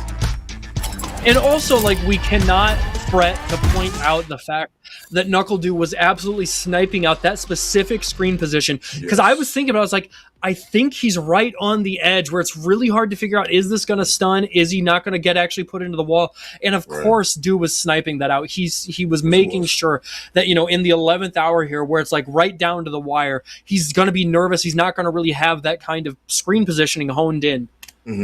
Yeah, and that's kind of, like I mentioned, now see, this is something that's really funny because it comes back from a couple of sets ago. It is that we had watched where I had mentioned when stuff starts coming down to the wire, you start losing your reactions, right? Because you're so focused on what could be, what happens, right? Yeah. We've seen Azan time and time again. We've seen Azan. We've even seen Enzo fall flat to the same thing in earlier sets as well, where times would require you to be locked in pretty heavily. Level 1's on deck. Right, having ways to be able to bust out of the drive impact. Any other time, I'm pretty sure Enzo punishes that drive impact. Right, they might be ready for the level 1, they might be ready for that, but in that situation, a lot of times I hear people talk about the mental fortitude required to have to play this game, as well as the mental overload. Right, and a lot of people think, oh, well, when I'm burned out, my back's to the wall. I'm worried about DI, I'm worried about throw, I'm worried about strike. But it's also situations like that where you are getting slowly but surely walked down because you're like, well, what do I hit in this situation? Because anything could be death. Right. And if they get a knockdown or if they get a punish counter, then now I'm really screwed because now I have to deal with whatever Oki it is that they've got. And like, what am I going to do in this situation? And that's why you could tell at the end, Du knew that that Azan was waiting on a situation that would allow him to get his drive gauge back. Azan backs up full screen. And he's like, yeah, I'm going to let this take his time. I can block it out because I'll still be alive when Chip's there. But even when he closed the gap, Azan was not ready for whatever was about to come next. It didn't matter. He wasn't ready for the DI. He wasn't ready for whatever else was about to happen. Even I'm pretty sure a throw would have worked there too, right? Like there's a lot of things it is that could have caught him off guard, and it just so happened to be the DI that ends up closing out the game there. And it's rough. It is. Don't let anybody, for anybody that is playing in this game, I'm just telling you, don't let people say that Street Fighter 6 is not a hard game. Don't let them say it. Don't let them tell you. It's so hard. It gets crazy. It gets crazy. After a certain point, it gets crazy. I'm like, it doesn't even matter where you are. It's like there's just so much to account for. There's a lot to account for. There's a lot to be ready for. You're just like, well, what am I going to do? Like, how am I going to be able to deal with all this stuff, man? It's crazy. It's insane.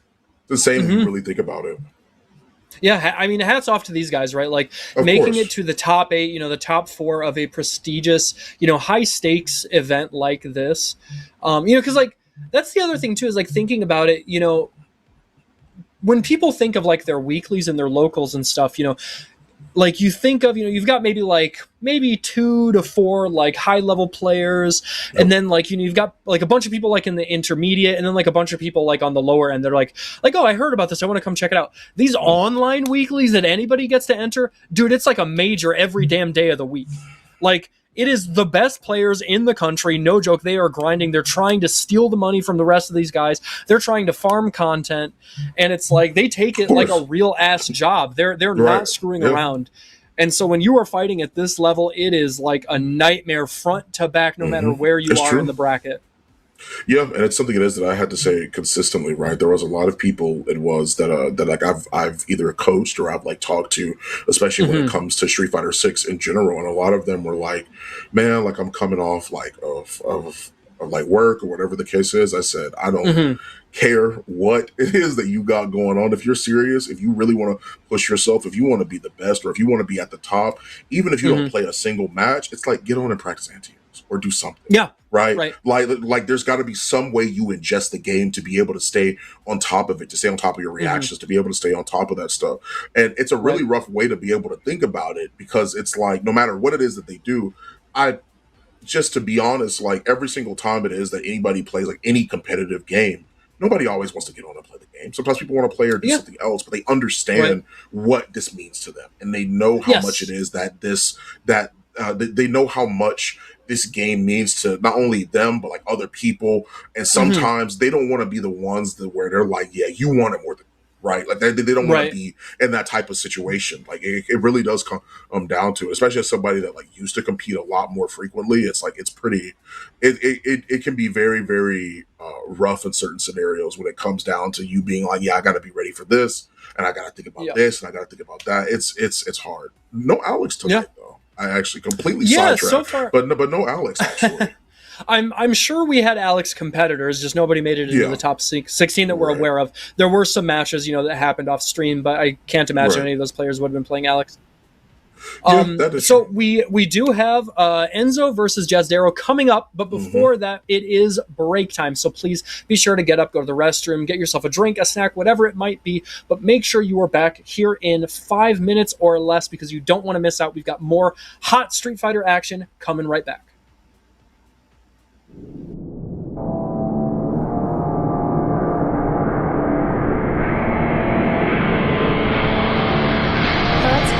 It's okay.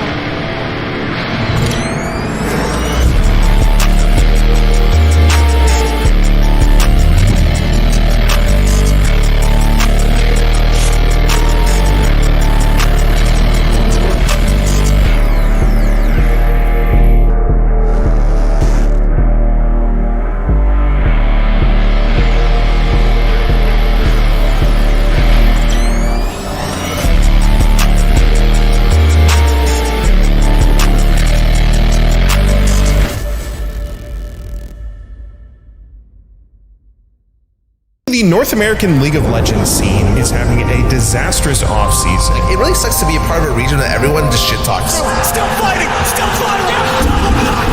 Things are looking pretty dark for the future of NA League of Legends. Massive AP threats! Lucio's just going in to waste their time! I just don't think that there's a lot of new players trying to get better at the game.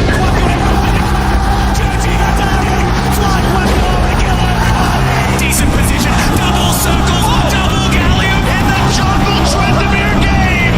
Inspire claims a pentakill! It's good! They have more than earned respect to the international stage. Thank you, FlyQuest, for making us believe. I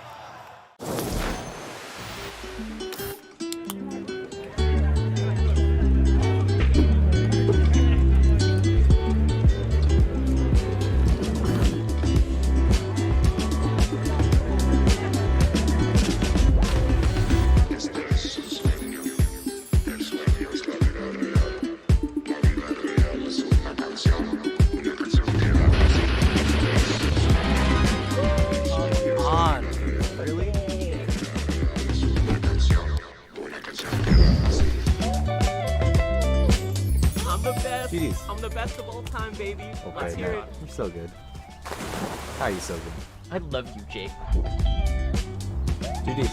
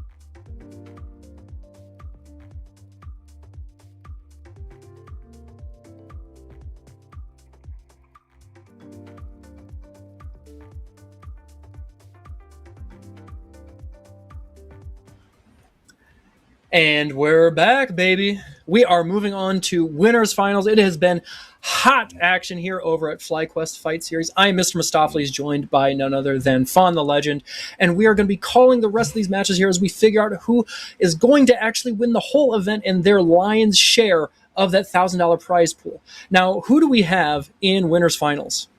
Currently, we've got Shine and JB. Of course, Kimberly versus Rashid. Two opposing storms, if anything, not just even with the players, but with the characters, right? The first knockdown typically tells it all, right? Sure. Kimberly probably going to be on the little bit worse end of the spectrum because she doesn't actually have like a reversal that she can rely on outside of meter, right? But it's still going to be incredibly, incredibly difficult for whoever gets knocked down first. That's really what this matchup tells me a lot, is that it's a battle of the knockdowns. Whoever gets that first sweep or that first punish counter or even that first hit that converts into the corner is going to be, the defender's going to be on a really, really rough spot. It's going to be pretty hard for them.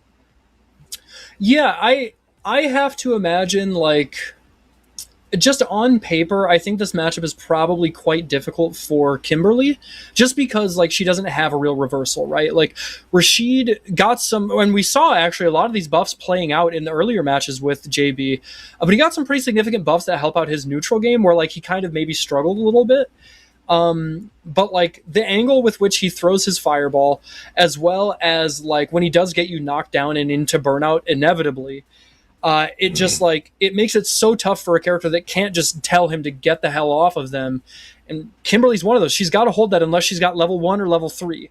And so suddenly, you know, when you're actually trying to take the turn back or stop their offensive will, you have to spend so much of your resources for, you know, maybe some breathing room. It doesn't feel as great as, you know, just spending some drive gauge. So I don't think it's maybe like a huge advantage for Rashid, but I do think he probably has something of an advantage. Yeah, for sure. Yeah, I think it's probably like about maybe like 6'4", maybe so. Like, I don't think it's too far I don't think it's too far of a match where Kimberly has to be pretty concerned about sorry, I was about to say JB, but what I meant was Rashid more specifically. I don't think there's really not much it is that she has to worry about on the character spectrum of things, because like I said, it really does depend on who gets that first knockdown. It's going to be very much so, I guess a better way to also describe that is very much so seesaw, right? It's going to be teetering constantly. It's going to be one weight's going to shift, the other's going to shift, and it's going to be back and forth until eventually the weight can't handle it anymore, right? And one of them's going to end up falling. But that's typically how this goes when these two characters fighting each other. Okay, drive rushing in. Oh, the trade that actually paid up big time for JB. Not a ton of damage, but the most important part there is getting that knockdown into the corner, plus the Oki. But now we do see that target combo into the back throw. And again, that is twice now in this first round. In the first 25 seconds, he has shut down any offensive approach from Shine with that ODDP. Yep. These players doing the best it is they can, also get their own game plan started. Sean has access to their level 1 now as well, and manages to delay the crouch medium punch in order to actually score that hit needed to take the fight. Man, he delayed that so much, it honestly looked like a Street Fighter 4 frame trap. Like, because of the way frame advantage works, like, just walking hella deep up in there and hitting that crouch medium punch. Okay, there's that level 2. Has to do it. He's going to kick it properly. If she doesn't, she has to. There it is. Yeah, he doesn't want to use the drive reversal because they felt confident enough in being able to score the carry. I like it. The back. It's a side swap. No! I don't know what happened there. That was. I don't. It was a weird flub, but a huge missed opportunity for Shine. That should have been a ton of damage and corner Oki, but no such luck. Definitely. Crouch fierce. We are here again. What a reaction. I'm still having time to be able to understand it. Probably was so quick. I like it. Used the level 1 to burn him out too. Oh, what? Ooh, no honestly, I respect it. Like, he was gonna like basically get put into like a lose situation anyways. Why not risk it all and throw it? Throw the Hail Mary. Oh damn! Did he mean to do that? I don't know what else he could have done, so I guess so. Right? He still only had he just used his 1 bar, so I was like, I don't think there's really anything else it is that he can do. But damn, what a check! Sheesh. Yeah, you don't see that often. Drive rush checks. It's really. It can be very difficult. Nice. Oh, the overhead. I like the fake safe jump. Oh, damn, the low challenge. Next to the corner we go. Throw tech, and now Shine's ready, but counter and no confirm. JB carries him to the corner, takes the round. JB really, really on top of this matchup. He's not letting any, like, Kimberly shenanigans fly, Yeah. Nice. Yep. Okay. Again, very liberal with the ODDPs. And honestly, almost rubbing it in the face of Kimberly, like, look what I can do.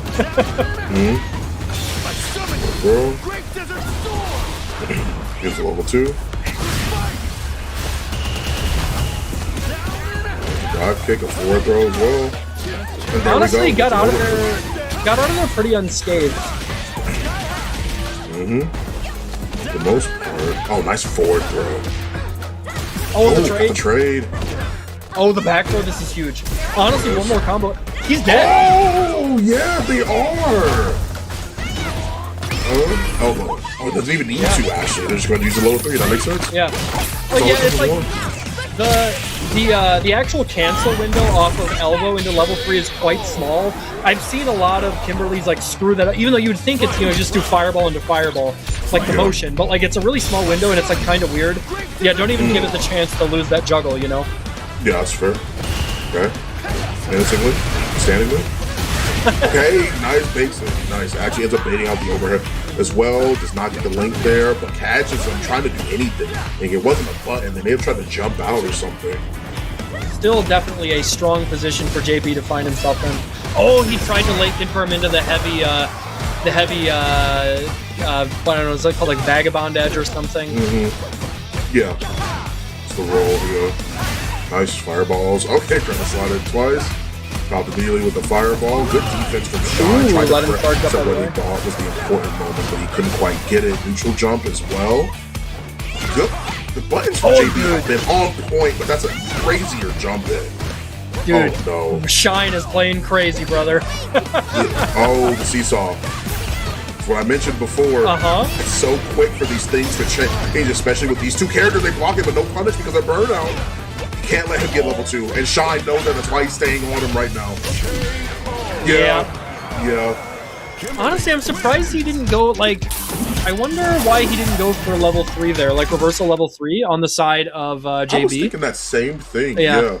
It might have to do with, just in general, it might have to do with the fact that I think that maybe JB wasn't sure what was coming next. You know what I'm saying? Yeah. Like, maybe it was another one of those situations that I had just got done talking about, right? Where I was just like, it's rough to know in a situation where anything can happen. Yeah.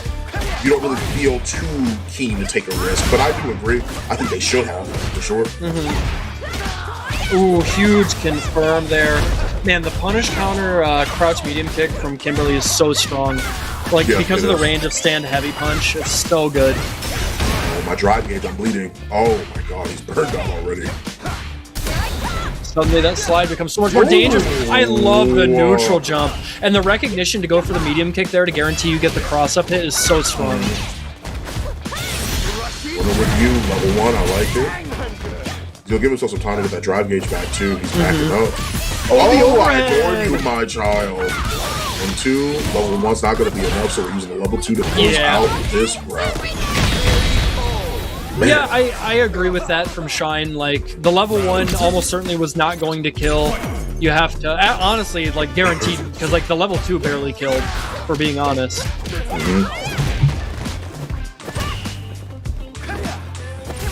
Oh, no, with punish. Oh, okay. Go for an anti-air, but can't quite do it. Has the damage, has the tornado after. Such a simple combo for 1 bar, but it does so much. Yeah, it does a lot. Oh, okay. The buttons galore. Oh, that was a huge misstep. Yeah. I'm surprised he didn't go for OD mixer, or OD Eagle Spike to put him back in the corner. Patience oh, that's right now. huge. Yeah, level 2? Absolutely. Yeah, you know what time it is. This is a very... Oh my god. Jump level 1, that was so smart. Yeah.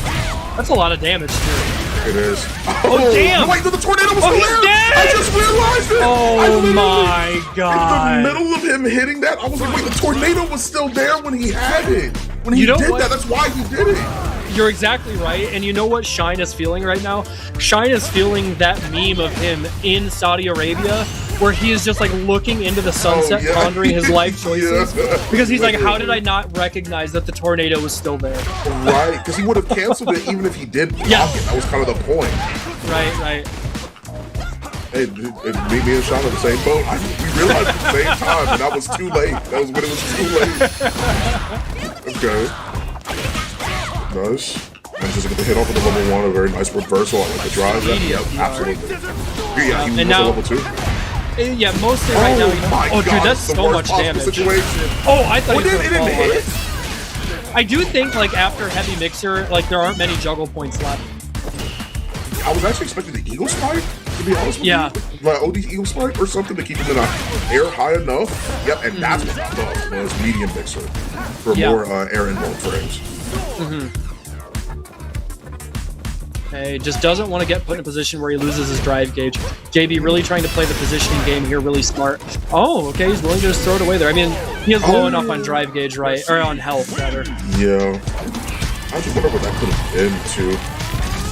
Maybe it was a force of habit. I'm thinking it was like parry. Maybe they, even though they had just been put in the burnout, maybe it was a level 2. Who knows? Ooh, the frame trap. All right, already in the corner. Shutting it down. JB wants to keep his offense mounted. Doesn't want to give anything to Shine. Nice, yep, that delay jab. You got to do that against Kimberly. Yeah. Oh, huge. Oh, he thought he was probably going to burn her out, but she's still dead anyway. Don't even matter. Oh, super dead, yeah. Yeah. Perfect. KO for JB. Currently on set point right now. Ooh, the counter hit. Okay, it just wasn't. Yeah. Yeah. It was a weird. It was like a weird position. It was. It hit on like the very end of it too. Oh, Makes sense. cheap. I love the bait on that. It is really cheap. I love doing that too. When I was playing Rashida a little bit, I was like, yeah, the bait on the fireball, the charge. It's the way to do it. Okay. Oh, but he burned himself out for it. did. Yeah, that's expensive. Oh. But, you know, we do know Kimberly is a... Oh, Yeah. that's gonna combo. Oh, no, just in time. Oh, he's dead. Oh, he's dead as hell. He's gonna get level 3 from this. Yeah.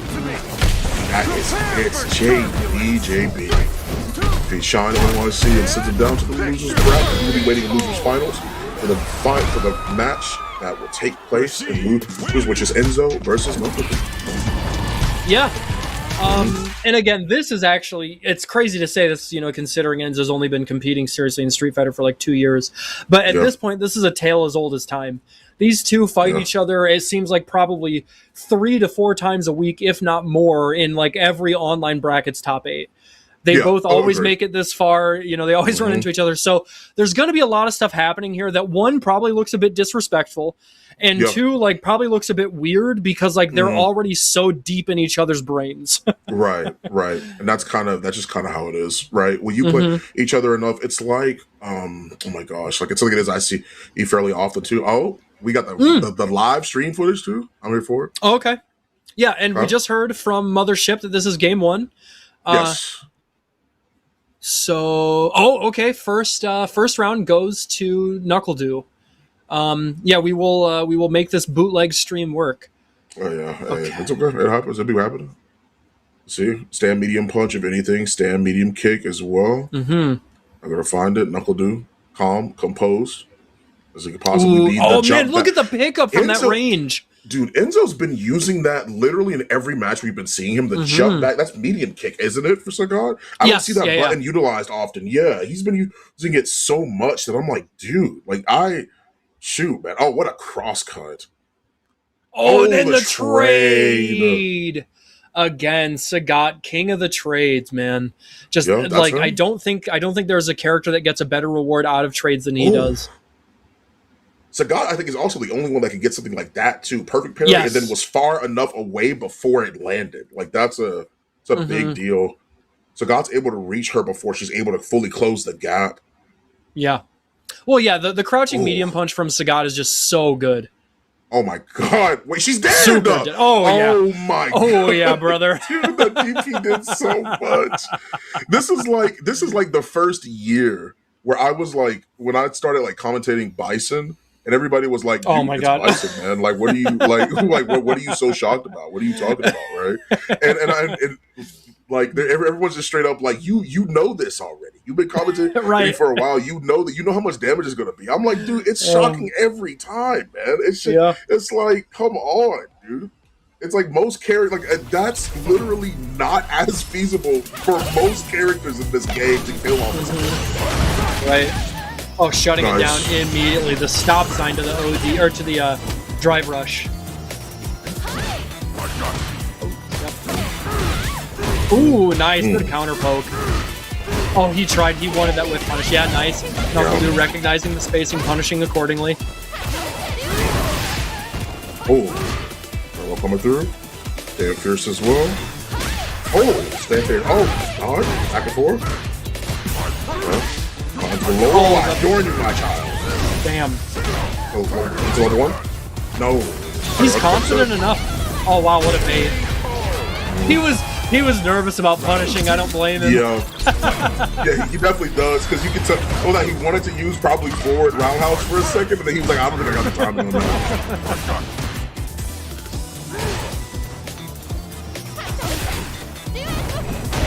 Oh man, he wanted the big sweep whip punish.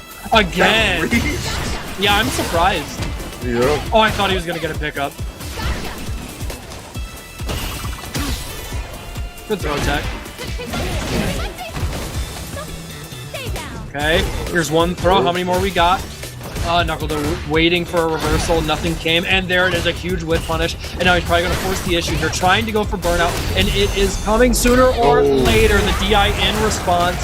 We'll probably have to spend a bar here, but... oh, no, never mind. Damn. The target combo does a grip. Yeah.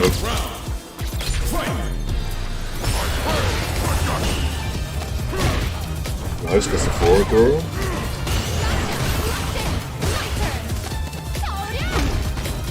Throw as well.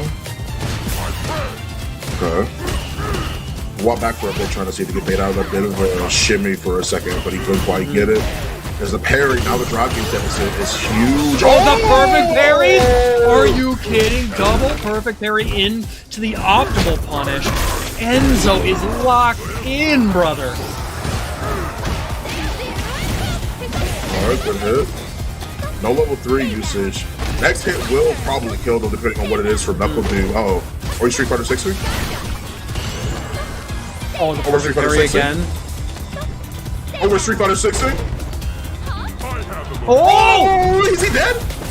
Oh! He's trying to get chipped. Perfect parry. I was like, I knew when I saw the dash, I like closed my eyes, like that dog meme where it's like the sun shining on his face. When I saw him dash in, I was like, oh no, that's over. He's gonna DP or he's gonna super. It's gonna be one of the two. Ooh, went low. I like that. He hasn't really gone drive rush low very often. Yeah. Oh, nice. Good punish. Yes.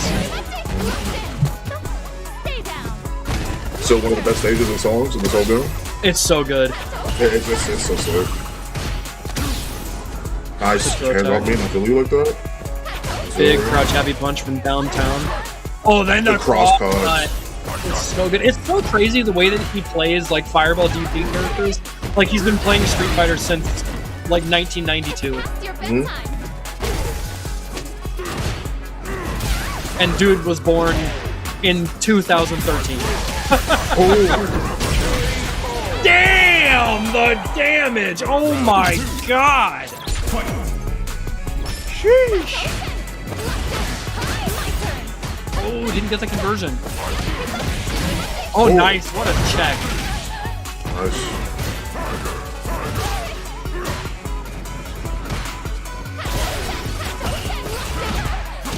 Nice check. Level 3? No, he wants to save it. I'm thinking about keeping the drive gauge low. He's looking so much damage, he's not. bro. He's dead. Oh, he is dead. my god! He's dead again. He's dead again. No, Knuckle Do immediately leaving. He's so salty right now. That character is OD. That character is OD. Dude, that damage was crazy. Off of a 3/4 screen buffered crouching heavy punch into all of that. Yeah. Sheesh, that feels bad.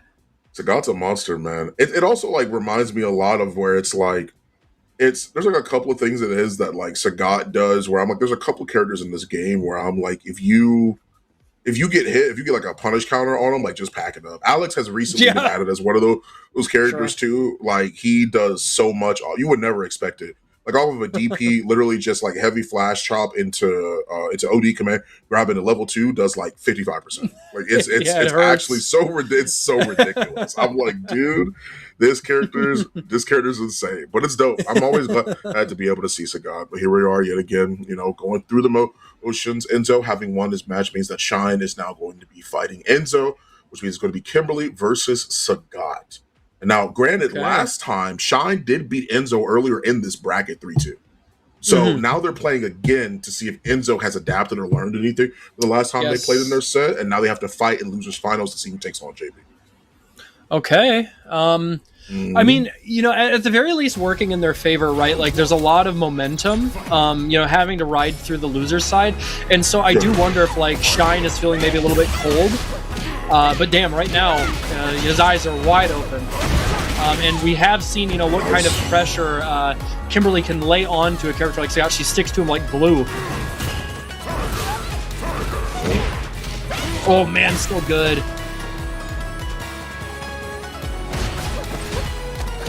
Ooh, okay. Nice, got the act dash. Damn, a good chunk of damage, too. Already way out of the corner here. Such good Oki there.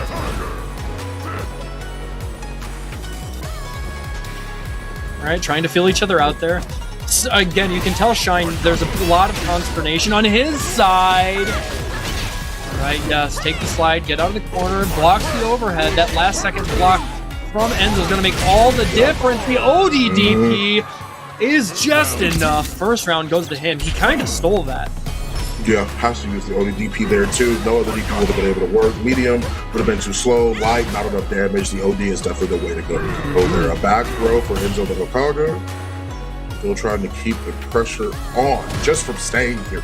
All right, this jump distance, this round start distance with your opponent's back to it, wall is like the best place you can be in. Yeah. Shine with a solid reaction and the level 3. I agree. Yeah, for sure, for sure. You got to get your drive gauge back. She does get Oki off of this. But man, we know the kind of damage Sagat can do. Oh no. His Jinrai situation is so messed up. It is, yep. It is definitely a Jinrai situation. Because it's either going to be light or heavy, because heavy's is plus. Yep. Oh, Nice the crosscut, cross EP. So on point with those. You do not get to jump for free. Oh, the back throw? Okay. This is an opportunity. He's about to build another bar of super. But, you know, Kimberly is not exactly a high damage character. Now, he actually has to worry about getting chipped. He's going to have to play a little heavy. Yeah. It's just going to stay. He's going to have to play a little fast and loose there to try and make something happen. Because if he blocked anything, it was going right into, like, Tiger, OD Tiger Nexus. And then, like, another one into level 3.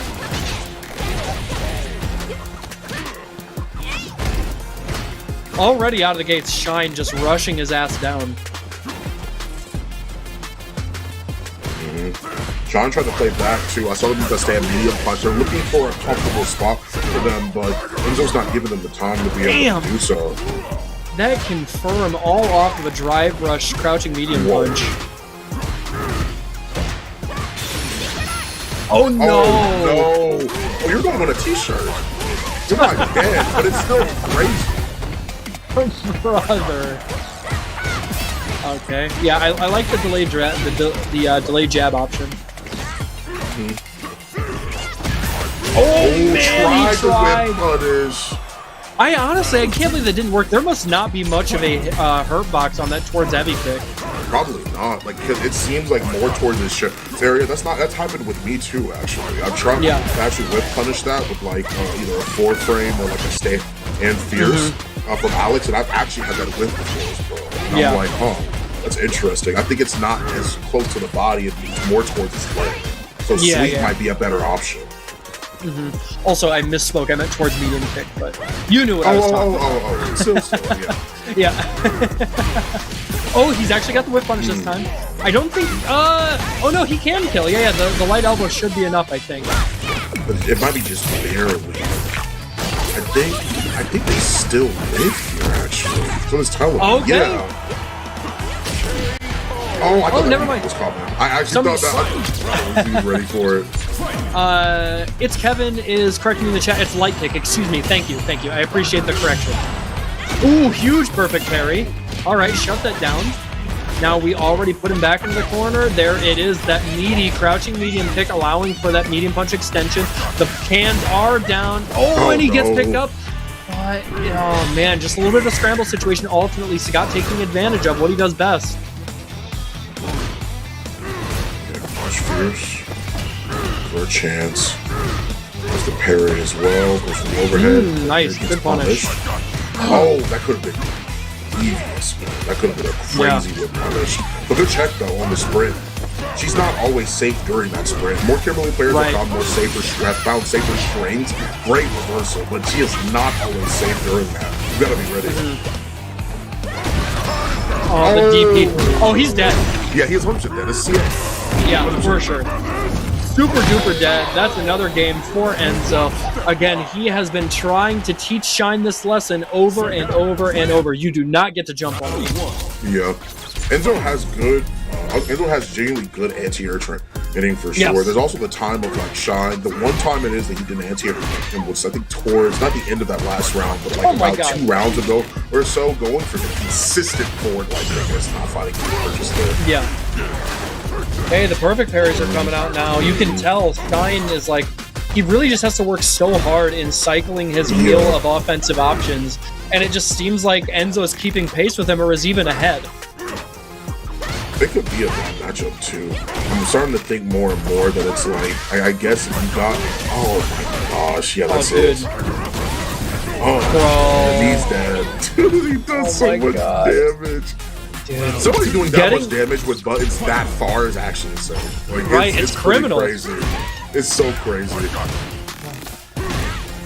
You know, I remember leading up to the actual release of the patch notes for this game, I remember hearing a lot of people saying, I hope you get ready for Sagat to be the best character in the game.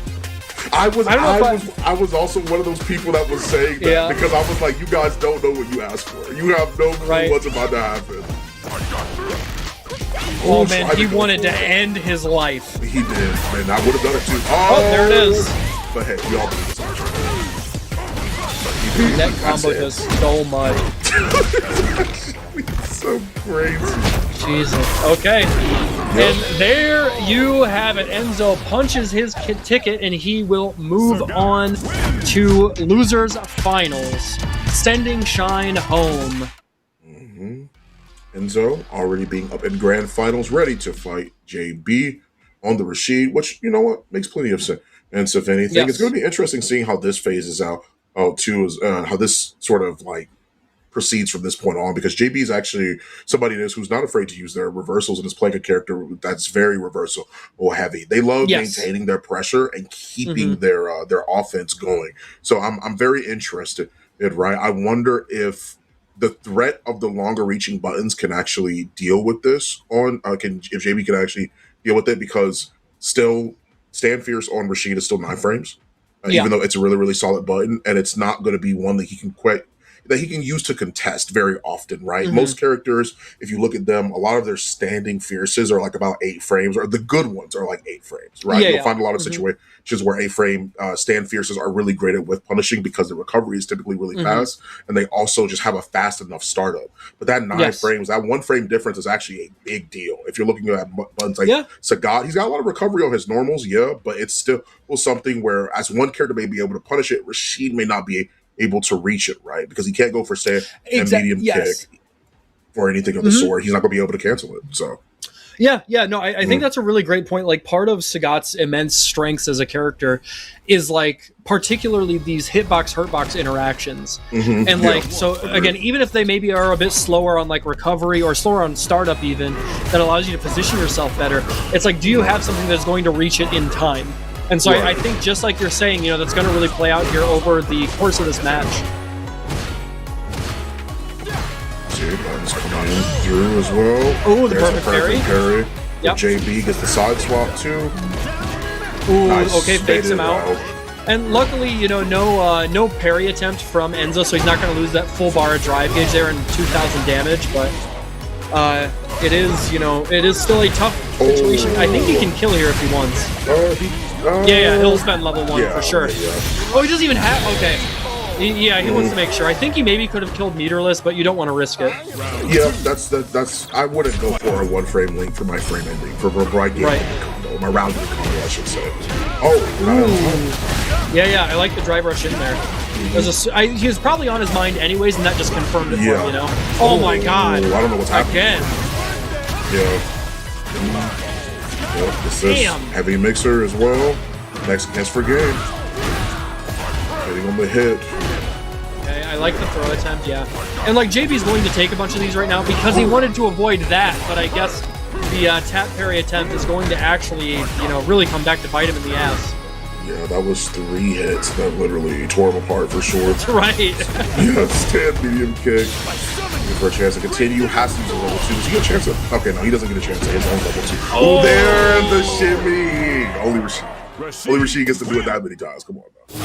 Well, Rashid or Punk. I was gonna say, or Punk. Punk, it doesn't matter who he's playing, he'll dance in your face. But yes, also Akuma too. That walk speed is messed up. Yeah, it's messed up indeed. First, the hits. There's the corner, goes to the overhead. Punish counter, a ton of damage, and the full bar of drive gauge. And looking for the whip punish there, but he still will take that unblocked too. Oh, wow. Okay, good reaction.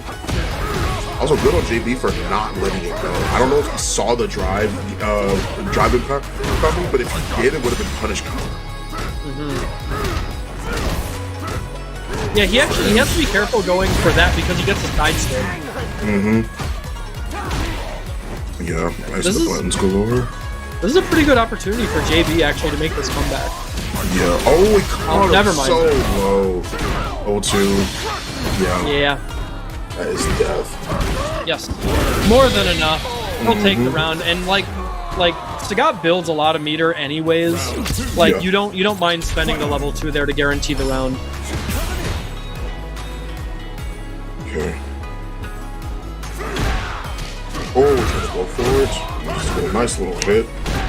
Knee towards the core. Yo! Oh my That God. option select. Look at the damage! Yeah, that was crazy. That was wild. I'm almost hit of Stan dropping Ross. F-bombs. Right. He's dead! yeah. Oh, wait. Oh, no, he did the wrong thing, maybe? Oh, wait, hold up. My God. Brother!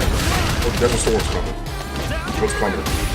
He's bold as hell for going for that, by the way. That throw, with no fear. Yeah, I was about to say, you better back up and throw that tornado. Daz, he's got 2 bars. He's still got so much HP.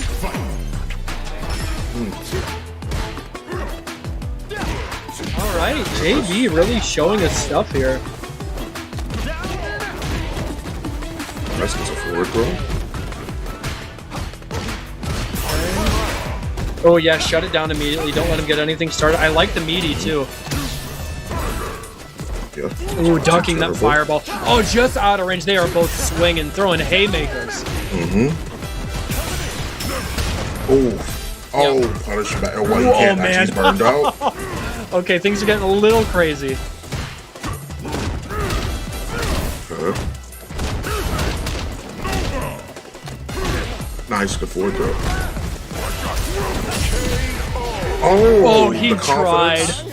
Yeah, it's the confidence to also press the button too, because I mean he has 2 low HP, right? Like what? You don't actually have to DI that. You don't have to force those reactions like that. Oh damn! No. This is a lot of damage.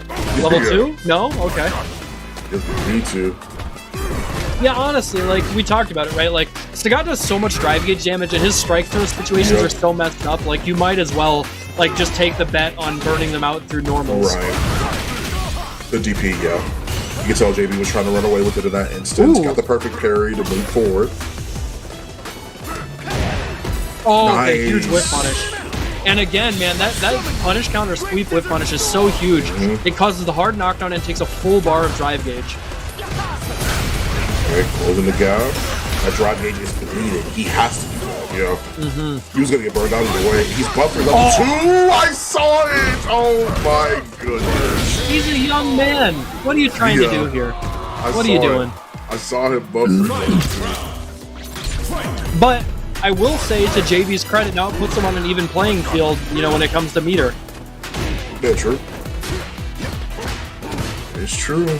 Both of them having a bar apiece, almost the exact same amount, almost 50% on both level 1 bars. Towards light kick, immediately shutting down that drive rush. There's parry. You know, interestingly enough, like we aren't seeing a lot of, and I guess we haven't thus far. You don't need to, but Enzo doesn't use a lot of like tiger knees in neutral. Yeah. He only throws them out if they're going to be safe. Oh damn, this is a lot. Yeah. There we go with that. Stomp. Stomp. Oh, he nice, got it. Got the one for it. Goes for the big safe jump. Oh, the delay. Delayed it. That was really nice from him. JB 2-1 right now, potentially on tournament point. Yeah.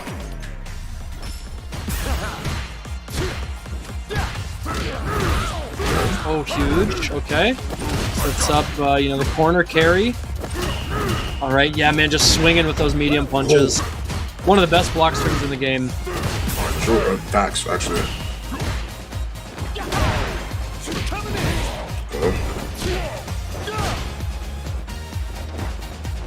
Ooh, no whip punish. No whip punish. Okay, taking his turn back there. We haven't seen many of these from JB this late in the set. Towards the corner. Oh, okay. Oh, wow. In the effort to not make his DI obvious, you know, it opened Enzo up to a much easier reaction. That's true. Damn, just blocking it out. Goes forward. Oh, he could have killed. Yeah. He could have drive rushed and just went for a simple level 2, but yeah, no. This is still a good position for Enzo. Oh, okay. Wow. I went farther than I thought.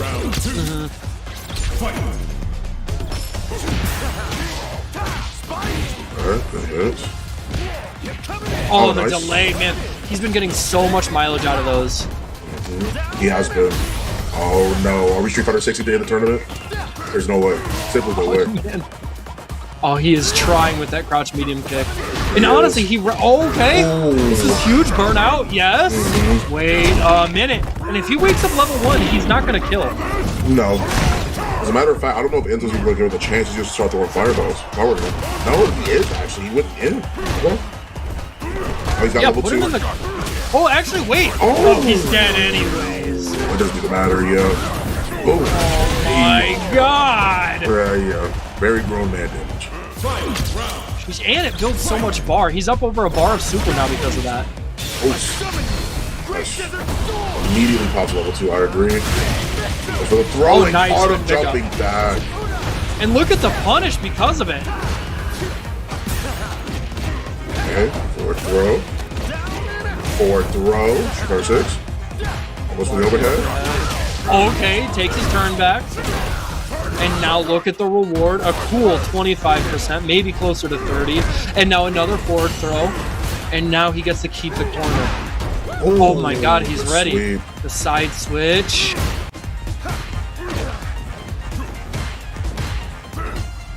Go on drive kick. You can't afford to be burned out right now in a standard, nice little command normal from Sagan. That forward light kick is paying off work right now, but no counter hit.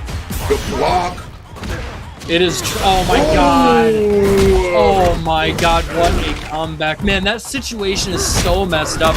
With like how plus this crouching medium kick gets when you drive rush off of it. Like the frame trap that it sets up because it doesn't push you back very far is so strong. Yeah, it was also a situation of where they walked forward a bit as well and then hit a button. That's always a tricky one, especially if you're trying to be defensive. That walk forward could mean so much. It's really scary. Good medium punch mixer.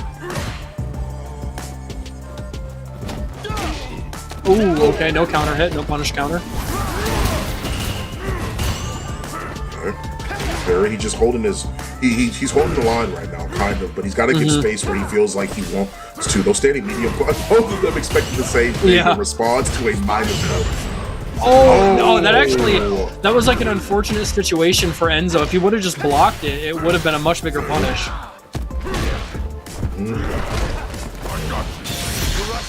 Oh, he blocked baited. That. Yeah. Oof, look so at this damage. I like the reset. Me too. Oh, he was the only parry. Yeah. Yep. Yeah. Woo. Yeah, that's just a normal DP. Okay, Enzo on potential bracket reset point. Man, look at that. It's like crazy how this has changed up. He's gotten so comfortable, and you can really tell part of it is like how he's playing neutral. He's playing at this range that like Rashid really struggles to have any sort of recourse. But also like you can visibly see, I think with some of the decisions JB is making, that he is like showing his frustration. Yeah, for sure. For sure. Sometimes you can just tell. He doesn't want to. No drive reversal that time. I agree. Was drive game as much as he can. A very big hit here. Forward throw, level 2. No. We've seen this time again. Oh man, the delay of all time. Sheesh. Final round here in Grand Final. It was either a bracket reset or the tournament is set and done. The block. Oh man. Forward. Level 2. Hey, the level 2. This could be the game changer for Rashid. Okay, he's still got a little bit of time up. He can get one more throw, but he just it all. Blocks the overhead. Okay, things are getting hairy here. Yeah. He's walked himself all the way back to the other corner. He's going to have to fight if he doesn't want to be in a bad spot. And you know what that's off the back of? We haven't seen many of them up until now. He's actually starting to bust out these neutral tiger knees. Yep. Oh, no. This is so rough. Yep. He tried to jump back. He wanted to go for the wall clean. He wanted to bounce off the wall. Yeah. Oh, he was out of range. Okay. Okay. How do you possibly survive this? I don't know. He's just gonna set up for a block string and then go for chip. He may not have the drive gauge to do it though.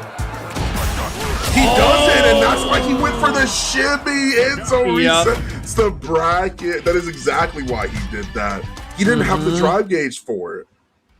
Yeah, that is crazy. It was like it was such a tough situation, like for JB to try and navigate and expertly dealt with on the side of Enzo. Like he recognized. Like, honestly, watching it back on, like, the stream delay, I think what really sealed the deal there was having the wherewithal after you kind of go for the Hail Mary DI where, like, if he does block it or get hit by it, you win. But, like, recognizing because of that delay and how he jumped back, you would actually have the time to go for the DP anti-air still. Like, not panicking and just holding back there just really showcases his mental awareness. His acuity right now is off the charts. I agree 100%, right? Enzo has been playing out of their mind this entire tournament bracket. Honestly, it's been a treat to watch him. The JB just to get the whip punish as well. Forces the meter out a little bit more, still looking for more damage. Or hoping a punish or like a button or a throw was coming out, but no counter hit there. Okay. JB playing really, really slowly. He's opting, to just pepper him with these lights, not really concerned with whether or not they lead to anything. It's more about controlling space and just stopping Enzo from approaching and feeling so comfortable. Oh, he's dead. Top parry, definitely. He took a top parry as well.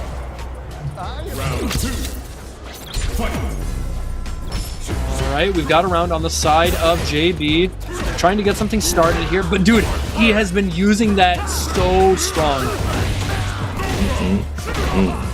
That fadeaway jump medium kick is so good. EP. Okay, button coming through. And manages to perfect parry a back throw. Drive gauges are still even, so he does have to do a lot of the heavy lifting. He's got to go in, setting up for the mix. High-low. Blocking the high. Still just such a big, such a big mountain to try and climb there. Enzo was chilling.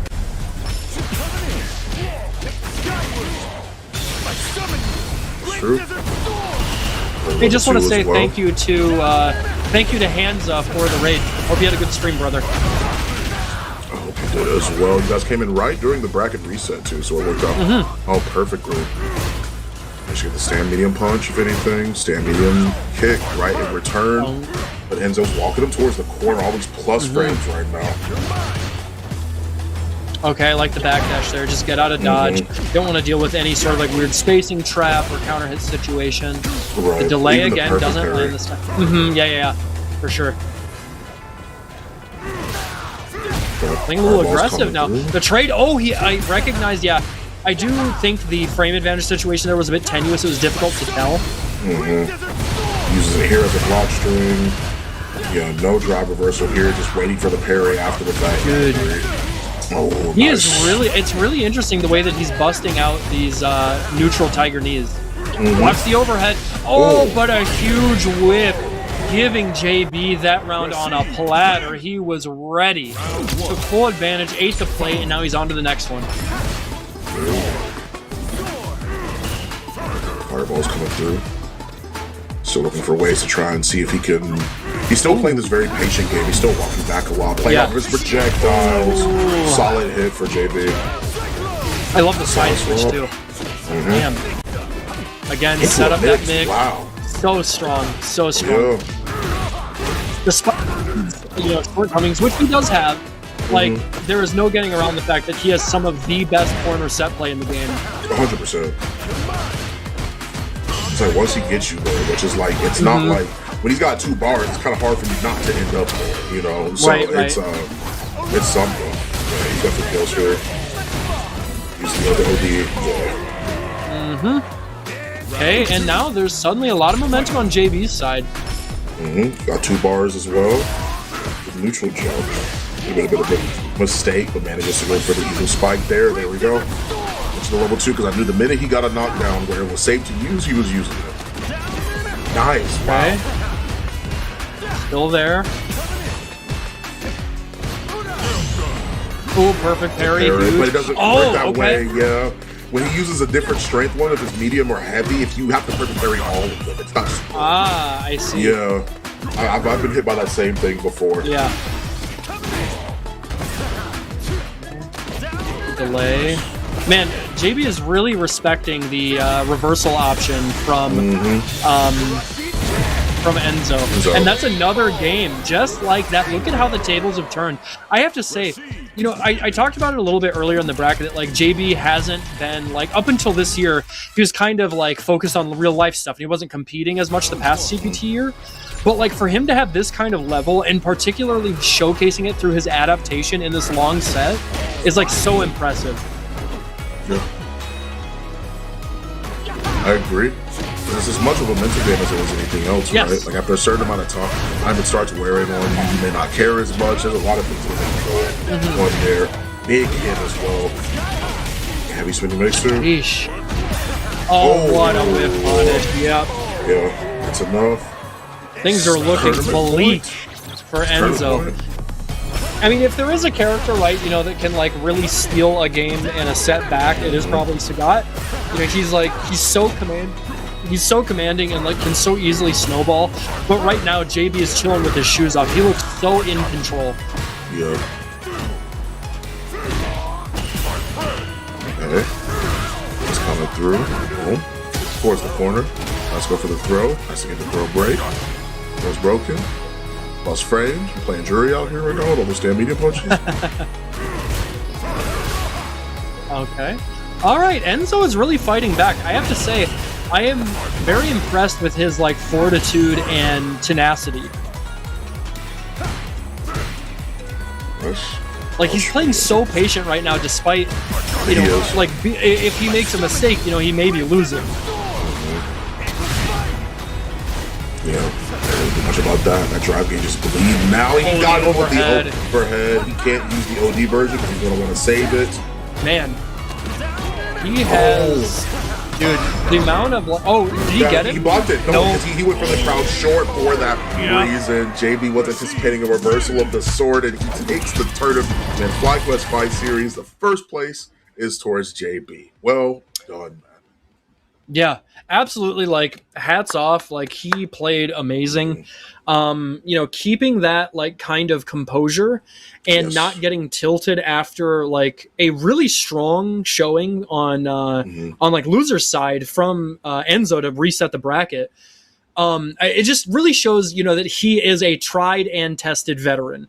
He has been doing this for long enough against the best players in the world on the biggest stages in the world that something like this is literally just another Thursday. There's a lot of money on the line, but he is at home, he's comfortable, and you're just somebody else in his way. But great showing to Enzo, you know, especially coming off the back of, like, being signed recently. This is a great showing leading up to, you know, a lot of big brackets that are coming up with the start of the CPT and EWC season.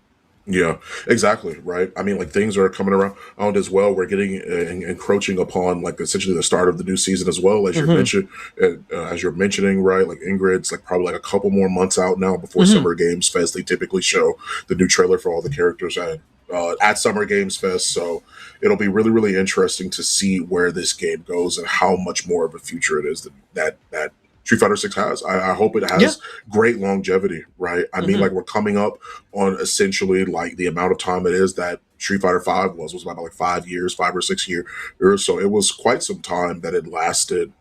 We're on year 4 already for Street Fighter 6. So we're getting closer. We're getting closer. Yeah.